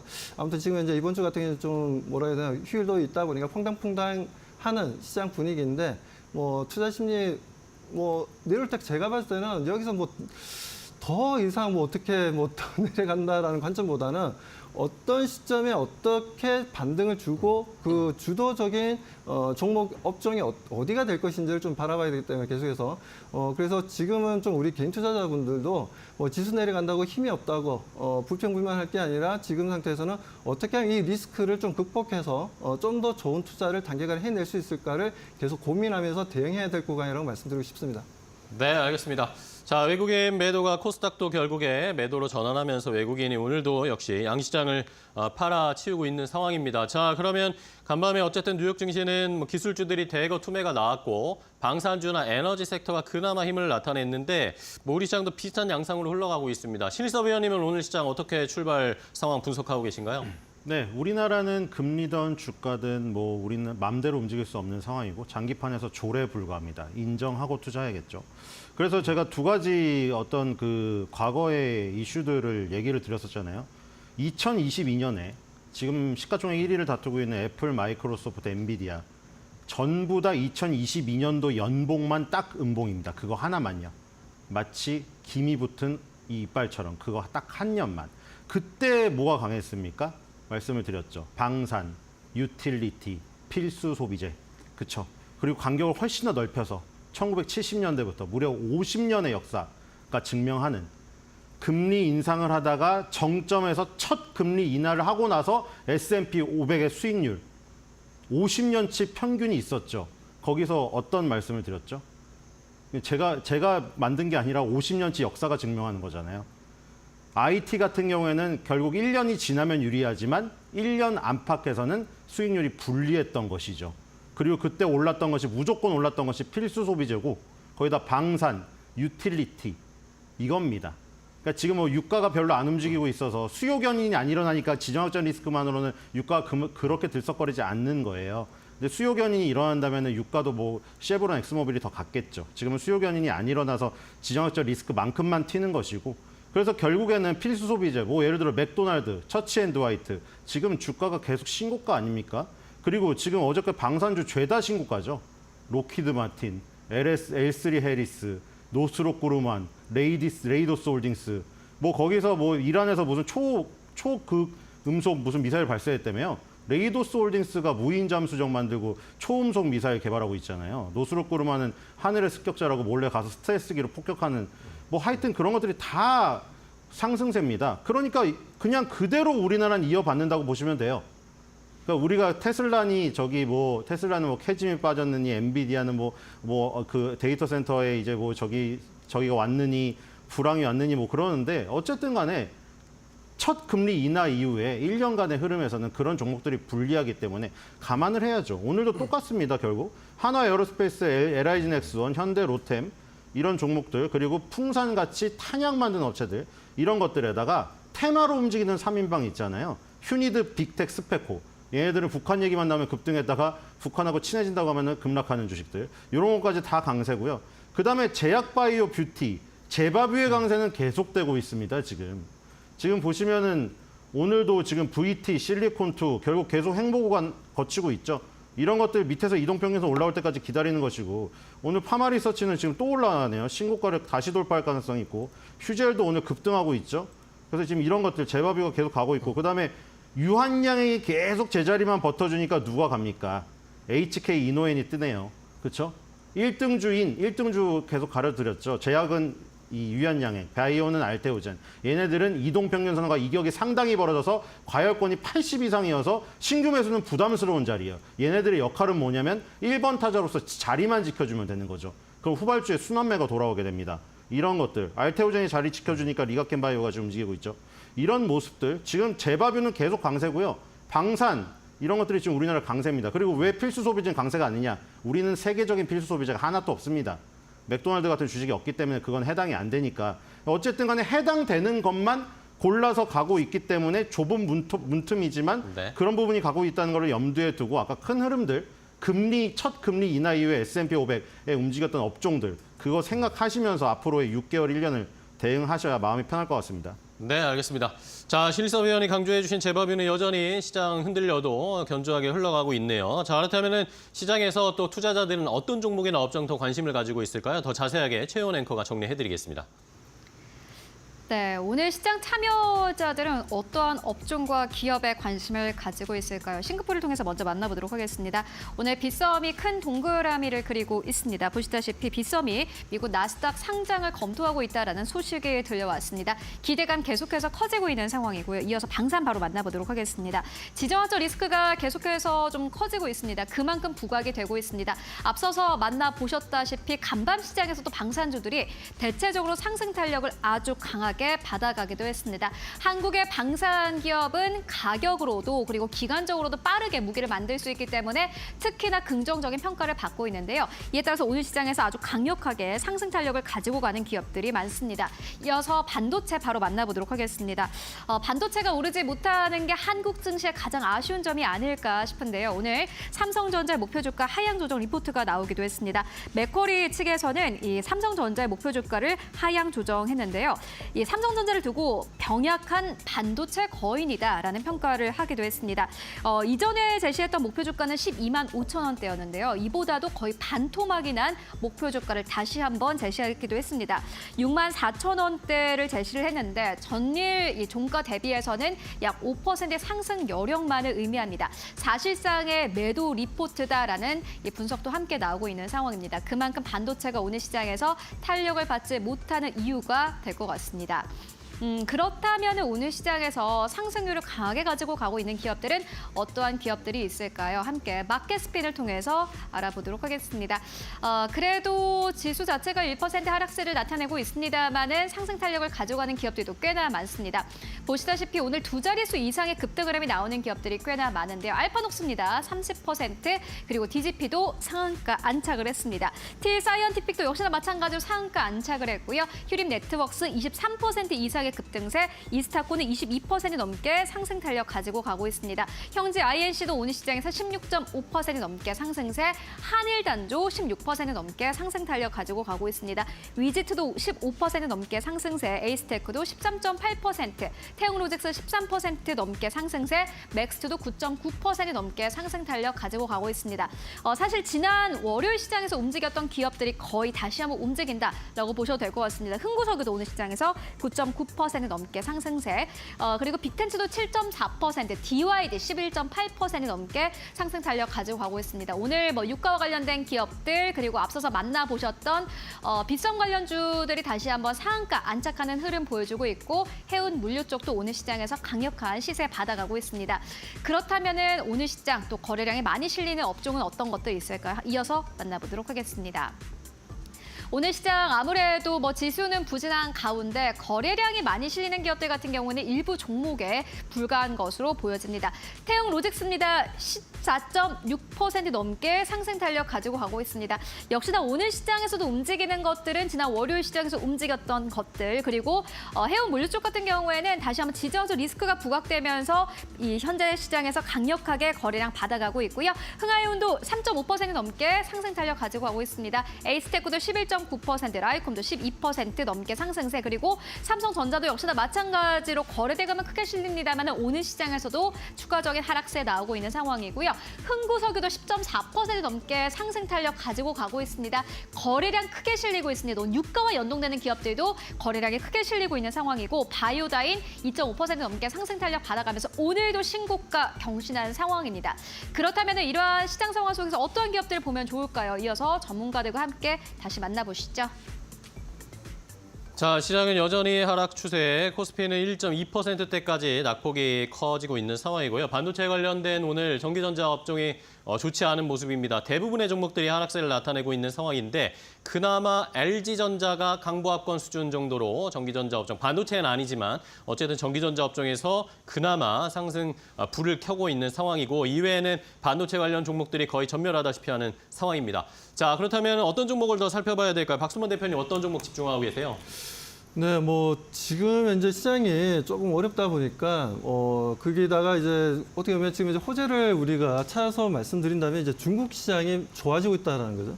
자, 중국 시장이 좋아지고 있는데 그렇다면 우리가 중국 관련된 소비주들을 그래도 계속 좀 공략해야 되는 거 아니냐라고 좀 판단하고 있고, 자, 그 중에서도 지금 현재 움직임을 좀 보여주는 게 대형주 쪽에서는 이제 NC소프트가 좀 움직이고 있어요. NC소프트가 지금 현재 대략 약 3% 정도 상승 흐름을 좀 보여주고 있고요.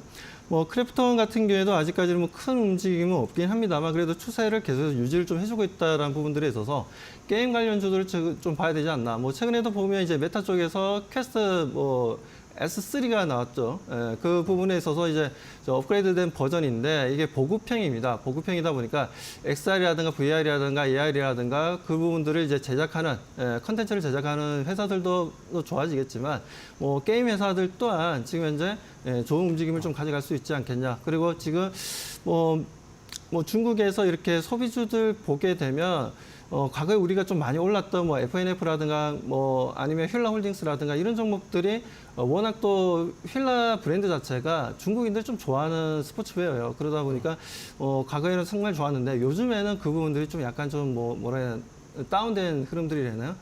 중국에서 이제 안타 스포츠라는 이제 회사가 글로벌 시장에서 이제 스포츠웨어 쪽에서는 이제 3위 정도를 하다 보니까 국내 기업들이 조금 약간 좀 위축이 되고 있는 분위기인 것 같습니다. 아무튼 그런 흐름들이긴 한데 그래도 소비주들을 계속 좀 관심 있게 좀 바라볼 필요가 있다라고 좀 판단하고 있고, 아무튼 제가 금방 말씀드렸던 FNF도 좋고 브랜드 X 코퍼레이션도 괜찮고 그리고 힐러 홀딩스라든지 그리고 지금 게임 쪽 NC소프트라든지 크래프톤이라든지 관련 종목들을 우리가 계속해서 관심 가지면서 대응할 필요는 있다라고 말씀드립니다. 그리고 네.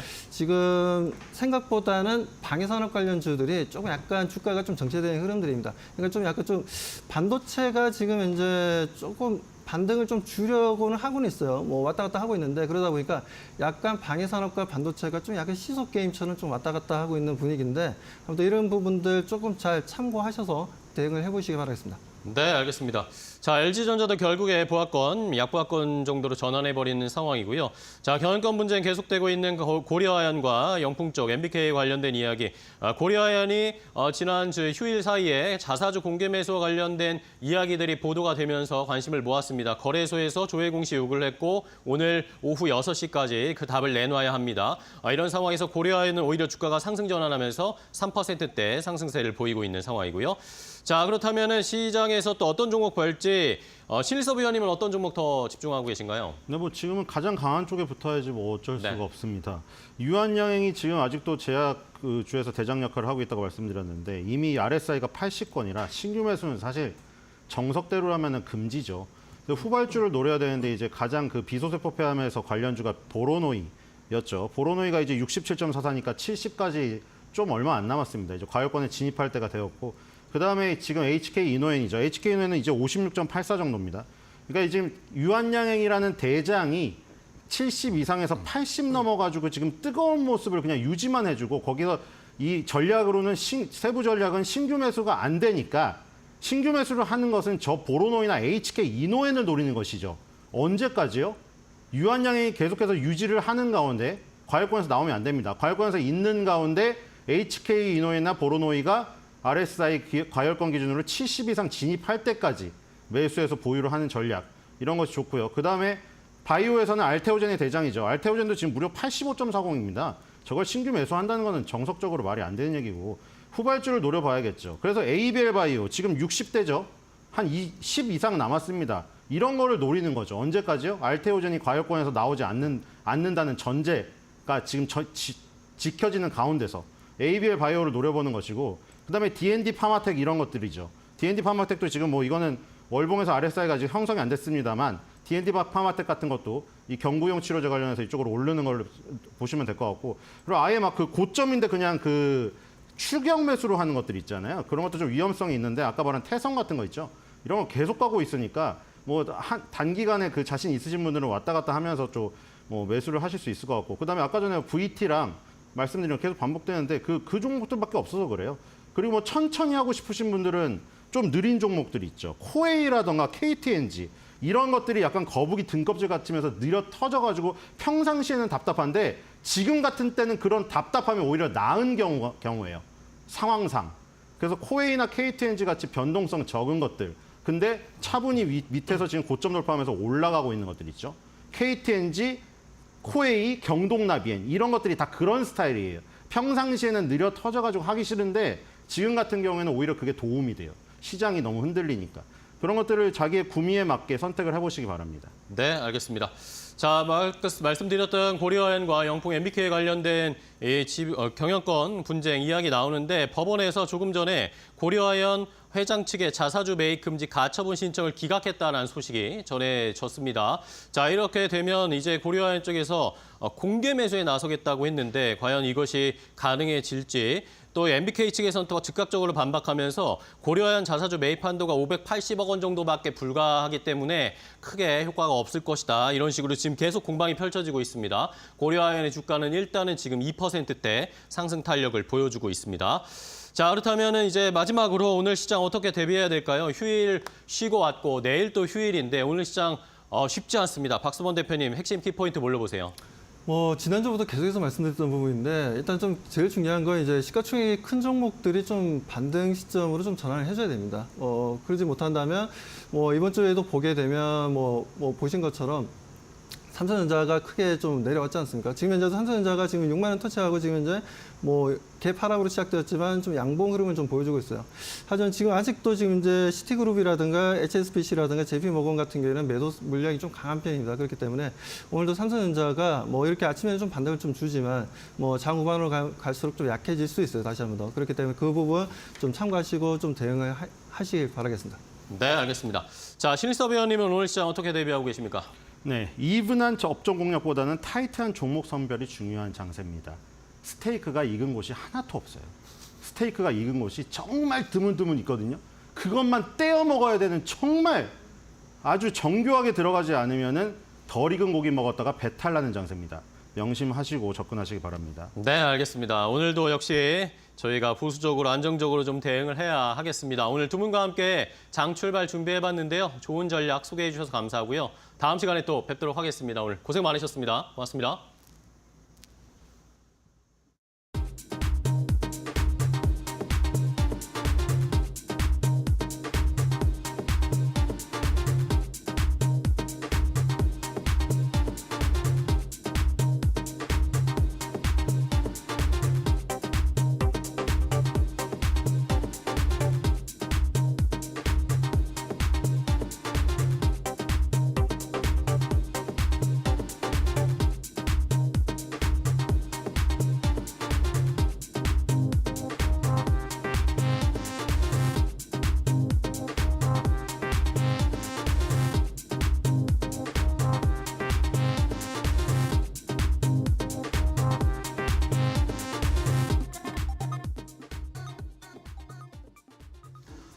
자, 이제 오늘 시장에서 잘 달릴 수 있을 좋은 종목 골라보도록 하겠습니다. 오늘 장 선발 종목인데요. 오늘은 메리츠증권 강남금융센터 황혜수 차장과 함께 이야기 나누겠습니다. 안녕하세요, 차장님. 네, 안녕하세요. 네, 반갑습니다. 자, 오늘 시장에서 어떤 종목 보고 계세요? 삼성중공업 말씀드리겠습니다. 네, 조선주 중에 삼성중공업을 고르셨는데 어떤 모멘텀으로 선정을 하셨을까요? 우선 삼성중공업 같은 경우 3분기 실적은 여기를 계절적인 요인으로 인해서 컨센서스를 소폭 하회할 것으로 전망이 되고 있는데요. 다만 올해와 내년까지 올해 3분기 실적을 저점으로 매분기 영업이익 기준 고성장이 기대된다는 점이 긍정적이다라고 말씀드릴 수가 있겠습니다. 동사 같은 경우에는 금일 몇 시간 전에 공시에서도 추가적인 LNG선 수주 공시가 나타났는데요. 이와 같이 계속해서 꾸준하게 LNG향 수주가 증가하면서 동사의 실적 성장을 견인할 것이다라는 점을 투자 포인트로 말씀을 드리겠습니다. 여러 가지 그 변수들이 유가라든지 어떤 글로벌 경기 침체에 대한 우려감은 여전한 상황이지만 동사 같은 경우 글로벌 LNG 성장, 수요 성장에 대한 모멘텀은 여전히 유효하고 실질적으로 그 굳어지는 추세가 이어지고 있기 때문에 LNG 선에 대한 수주는 삼성중공업에 계속해서 집중될 가능성이 높다라는 점이 긍정적이다라고 말씀드릴 수가 있겠고요. 최근에 이제 몇 년 전에 있었던 저가 수주에 대한 부분은 이미 회계적으로 다 반영이 됐고 이제 고가 수주에 대한 부분이 올해부터 본격적으로 실적에 반영이 되는 원년이기 때문에 향후 2, 3년간은 영업이익 중심으로 한 고성장이 계속해서 장기 성장으로 나타날 가능성이 높다는 점이 긍정적인 부분이다라고 말씀드릴 수가 있겠습니다. 그런 동사는 조선 부분, 해양 부분 전 사업부가 우상향 궤도에 진입하는 원년이다라는 점을 감안했을 때 올해 하반기와 내년에는 밸류에이션 리레이팅도 기대해 볼 수 있는 퀀텀 점프도 기대해 볼 수 있는 상황이다라는 점이 긍정적이다라고 말씀드릴 수 있겠습니다. 네, 그렇다면 삼성중공업 일단은 지금 가격은 저항선대라고 할 수 있는 10,000원대까지 내려온 상황입니다. 오히려 지금 매수를 해봐도 좀 괜찮을까요? 가격대를 어떻게 잡을까요? 그렇습니다. 현재 그 일봉상으로는 121선까지 조정을 받아온 상황인데요. 최근에 어떤 유가에 대한 변동성 그리고 이에 환율에 대한 변동성으로 주가가 조정을 받아왔습니다. 현재 가격에는 오히려 무난하게 매수하셔도 나쁘지 않은 가격대까지 내려왔다고 말씀을 드리겠고요. 플러스 매수가는 현재가로 말씀을 드리겠고 목표가는 15,000원, 손절가는 8,000원으로 말씀드리겠습니다. 네, 알겠습니다. 삼성중공업 오늘 시장에서 한번 잘 공략해 보도록 하겠습니다. 오늘 좋은 종목 알려주셔서 감사하고요. 다음 시간에 또 뵐게요. 고맙습니다. 감사합니다. 네, 잘 들었습니다. 자, 이렇게 오늘장 선발 종목으로 조선주 중에 삼성중공업을 선정해드렸습니다. 실적은 기대치에 약간 못 미칠 것 같지만 어쨌든 계속해서 수주 이야기 나오고 있고 전반적인 조선업황의 개선 기대하면서 오늘 시장에서 공략해볼 종목으로 알려드렸습니다. 지금까지 오늘장 선발 종목이었습니다.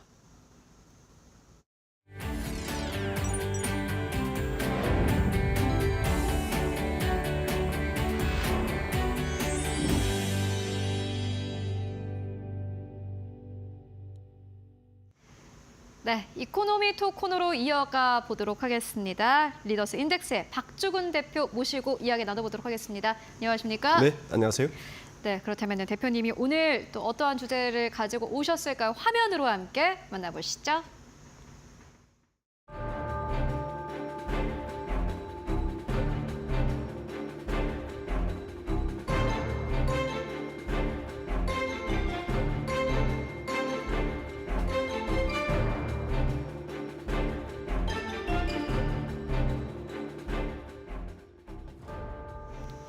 네, 네이버와 카카오 관련된 이야기 나눠보도록 하겠습니다. 온라인 플랫폼주이기도 하고 한때는 성장주 중에서 최고다라는 평가를 받았던 기업이기도 합니다.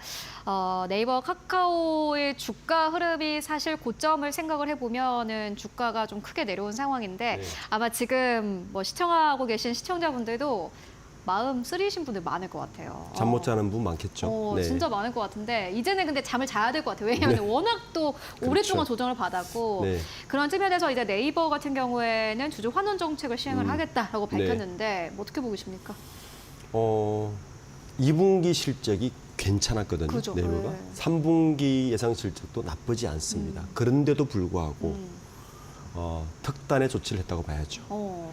아시겠지만 뭐 네이버 갖고 계시는 분들은 속이 타시겠죠. 2021년 7월에 주당 46만 5천 원까지 올라가셨습니다. 그러다가 지난 8월에는 급기야 15만 1,100원까지 떨어졌다가 지금 16만 원 선을 겨우 지금 17만 원, 16만 원 선을 지금 지켜주고 있는데 네. 이상한 거죠. 왜냐하면 실적에 비해서 왜 이렇게 주가가 부진하지? 그러니까요. 실적은 말 그대로 나쁘지가 않습니다. 이번에 이제 그런데도 불구하고 주가가 계속 지지부진하니까 결국에는 네이버가 방금 말씀드린 대로 특단의 조치죠. 30일 날 약 1.5%의 주식 234만 7,500주를 네. 자사주를 매입한 뒤 바로 소각한다는 거죠. 그래서 규모는 한 4,011억 정도 규모인데 네. 꽤 큰 규모입니다. 그리고 근데 요게 이런 발표가 일어나면 바로 반등을 해야 되는데 그렇죠. 반등할 이유가 있습니다. 요 4천억을 어디서 가져오냐가 문제인데 네. 요 4천억을 어디서 가져오냐면은 A홀딩스라고 있어요. 네. 라인 사태 아시죠? A홀딩스에서 받은 특별 배당금을 이번에 받았어요. 그 규모가 한 8천억 정도 되는데 그중에 반을 이번에 자사주 소각으로 쓰겠다는 겁니다. 자, 그러면 투자자 입장에서는 이거를 호재로 봐야 될까, 우려로 봐야 될까 하는 거죠. 자, 라인 사태는 알듯이 지금 네이버의 성장의 가장 큰 바틀렉은 글로벌 진출을 하느냐 못하느냐입니다. 그죠. 네이버나 카카오가 글로벌 진출을 하지 못하면 성장주가 아니라 유통업을 거느린 기술주로 봐야 되는 거예요. 자, 그런데 네이버는 이 글로벌 진출을 두 가지 트랙으로 지금 하고 있어요. 첫 번째는 라인으로 그죠. 아시아 시장을 공략하고 있고, 두 번째는 웹툰으로 뉴욕 상장을 통해서 컨텐츠로 승부를 내서 가겠다는 전략을 두 트랙을 펼치고 있는데, 그중에 한 트랙인 이 라인 쪽에 지금 흔들리고 있단 말이에요. 이 부분이 현재 바틀렉이라서 그러면 자사주 소각 좋은데 돈은 어디? A홀딩스의 특별 배당금을 가지고 간다는 것은 투자 입장에서 봤을 때는 썩 반갑지만 그렇게 썩 반갑지도 않은 그런 그 함의를 좀 가지고 있는 것 같습니다. 아마 뭐 비슷한 생각을 다들 가지고 계실 것 같습니다. 좀 정리를 해보자면은 네이버가 결국에는 라인으로 돈을 벌고 있고, 그게 좀 잘 돼서 거기서 번 돈으로 많은 분들이 좀 기대를 하는 거는 그렇게 해서 글로벌 시장에서 좀 더 나아가지. 네. 시장 상황도 안 좋고 지금 뭐 성장 산업 자체가 약간 지지부진한 상황 속에서 자사주 소각이라든지 주주 환원 정책의 사실은 큰 트리거가 되지는 못하고 있는 상황인데, 앞으로의 그렇다면 향방은 어떻게 보십니까? 지금 보시면 제가 방금도 말씀드렸지만 네이버의 2분기 실적도 아주 좋았고 3분기 실적도 굉장히 전망치가 굉장히 좋아요. 네. 첫 번째로 이제 네이버의 주 매출처가 이제 우리가 알고 있는 서치 플랫폼 그리고 커머스, 요게 이제 주된 매출처고 네. 그 외에 이제 컨텐츠라든지 뭐 핀테크 같은 게 있는데 이거는 이제 신성장 쪽으로 봐야 되는데, 여전히 네이버의 주된 매출처인 서치 플랫폼하고 커머스 쪽은 성장에 있는데, 이 성장에 대해서 그렇게 기대감이 높지 않다는 게 일단 발목을 잡고 있어요.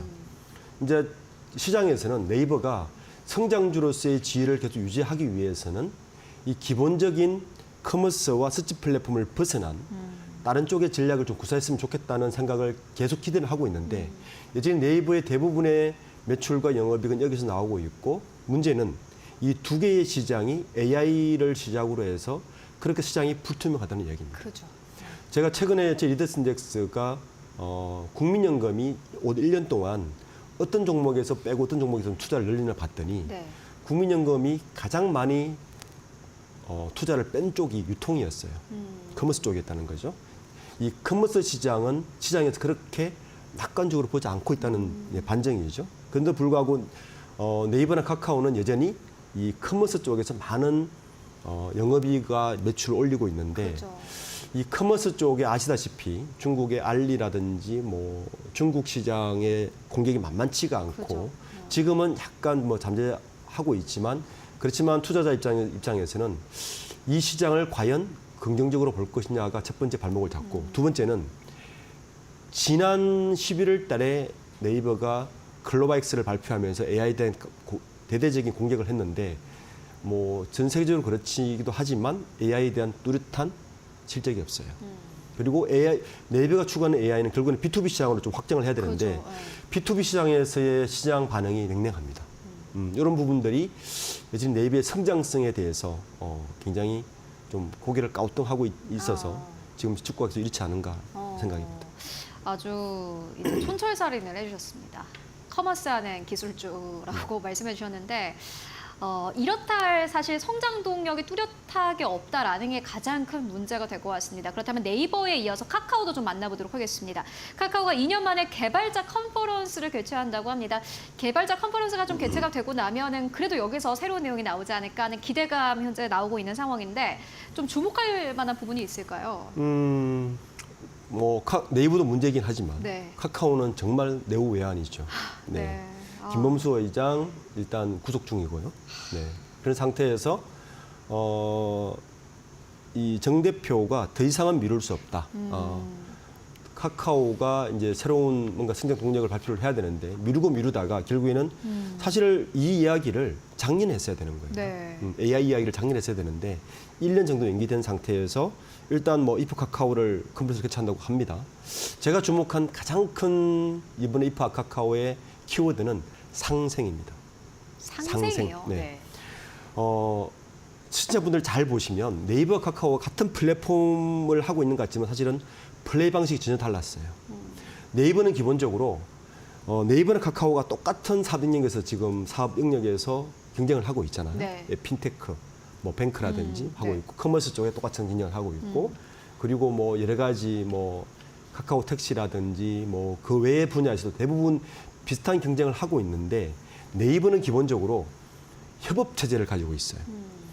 직접 하는 것 같지만 예를 들어서 핀테크를 하더라도 기존에 있는 화재보이나 보험사들하고 협업해서 뭔가를 계속 비즈니스를 하는 구조를 갖고 있었어요. 네이버는 그래서 시장에서 욕을 덜 먹었습니다. 근데 반대로 카카오는 직접 플레이를 대부분 했어요. 카카오 택시도 그랬고 뭐 음식 배달이라든지 대부분의 여러 커머스 쪽에서도 보면 그래서 골목 상권 침해라든지 이런 비판을 계속 받아왔던 게 그 이유 때문이거든요.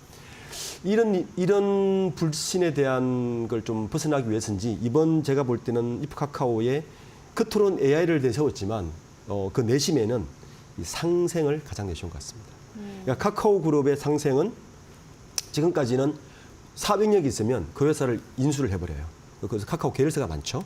인수를 해서 키워서 상장을 통해서 IPO를 통해서 스핀아웃을 통해서 키워나가는 기본적인 전략을 갖고 있었는데 그게 시장에서 계속 불신의 어떤 원인이 되다 보니까 이번 이프 카카오에서는 무슨 얘기를 하냐면은 파트너, 창작자, 미래 인재, 디지털 약자 등과 다양한 이해관계자들과 이 파트너십을 통해서 상생을 하겠다는 이야기입니다.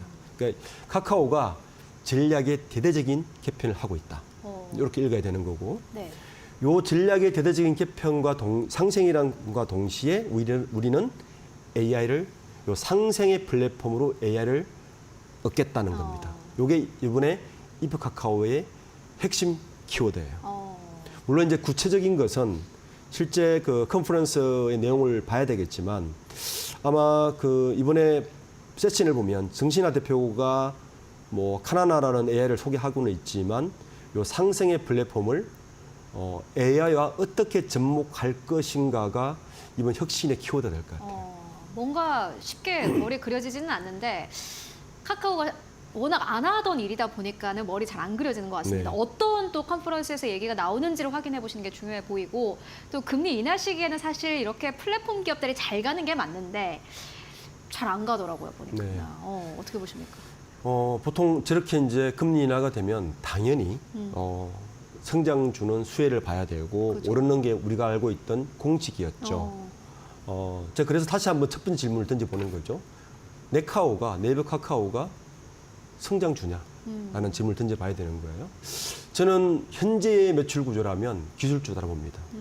그러니까 서치 플랫폼이라는 이 비즈니스 모델도 굉장히 오래된 비즈니스 모델이거든요. 그죠. 네. 이미 구글도 이 모델에서 벗어나려고 해요. 그죠. 네. 그런데 아직까지 서치 플랫폼의 모델에다가 이커머스를 얹은 꼴이거든요. 이 정도면 이 비즈니스 모델은 이미 기술주 영역의 주다. 그래서 이런 빅컷에도 움직이지가 않는다는 거죠. 이제 다시 네카오가 성장주로 들어오려면 이 AI를 가지고 어떤 식으로 플레이를 할지를 투자자들에게 보여줘야 됩니다. 이제 네이버가 보여주는 첫 번째 좀 변화는 이런 거예요.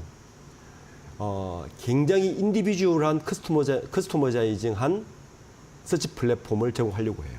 무슨 말이냐면 네이버에 그 로그인을 하고 네이버를 검색해서 계속 움직이다 보면 그 사람만의 독특한 소비 패턴, 행동 패턴, 그리고 인적 네트워크 패턴이라든지 이런 게 보여요.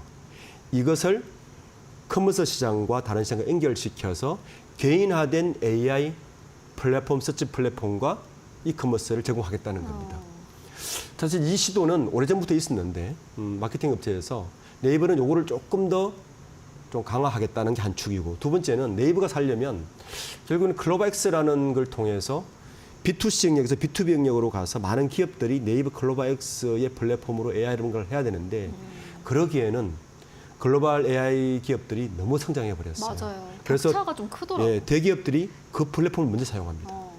그래서 이러한 딜레마를 어떻게 해결할 건지가 네이버의 가장 큰 고민일 거예요. 반대로 카카오의 경우에는 카카오로는 강력한 툴을 아직 갖고 있잖아요. 국내에서 5천만 정도를 쓰고 있으니까 여기에 어떻게 AI를 접목시킬지가 이번 컨퍼런스에서도 이야기를 하겠지만 가장 큰 관건일 겁니다. 예를 들어서 카카오가 를 사용하고 있는 사람들의 개인 정보를 훼손하지 않으면서 새로운 AI와 접목해서 본인들이 가지고 있는 카카오 택시라든지 핀테크라든지 서치라든지 그다음에 컨텐츠를 어떻게 접목해서 서비스할 것인가가 핵심이 될 겁니다. 그래서 이런 것들을 좀 잘 보시면, 컨퍼런스 잘 보시면 11일 때도 네이버가 있는데 두 개를 잘 보시고 앞으로 네이버가 이게 신저가로 찍고 올라갈 것인가 아니면 유지될 것인가는 아마 이번 10월, 11월에 있는 카카오 컨퍼런스와 네이버 컨퍼런스가 중요한 어떤 갈림길이 되지 않을까라고 생각합니다. 네, 알겠습니다. 일단은 뭐 앞으로 주가 반등을 위해서는 여러 가지 투자라든지 이런 것들이 뒷받침해 줘야 된다라는 의견으로 저희 정리해보고 가도록 하겠습니다. 지금까지 리더스 인덱스의 박주근 대표와 함께 이야기 나눠봤습니다. 말씀 고맙습니다. 네, 감사합니다.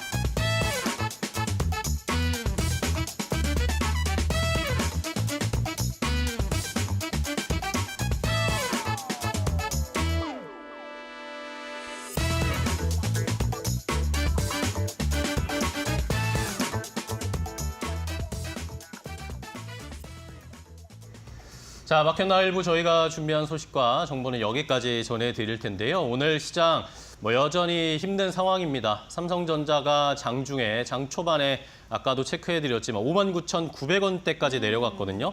일단은 지금 좀 회복하면서 6만 원대 초반까지 회복은 하고 있는 모습인데 외국인 수급이 들어오지 않으면 삼성전자 올라가기가 너무나 어려운 상황이기 때문에 오늘도 마지막까지 지켜봐야 되겠습니다. 하지만 오늘도 외국인 수급은 내일 쉬는 날이기 때문에 좀 여력이 만만치는 않을 것 같습니다. 네, 앞서서 저희가 계속해서 시장 상황을 브리핑해드렸습니다만은 결국에는 이번 주 계속해서 봐야 되는 거는 지정학적 리스크가 아닐까 싶습니다. 네. 오늘 많은 전문가들이 입을 모아서 이야기를 하는 게 그래도 단기적인 탄력은 이곳에서 나오지 않겠느냐라는 전망 함께 전해주셨습니다. 유가도 움직이고 있고 또 물류 쪽도 움직이고 있습니다.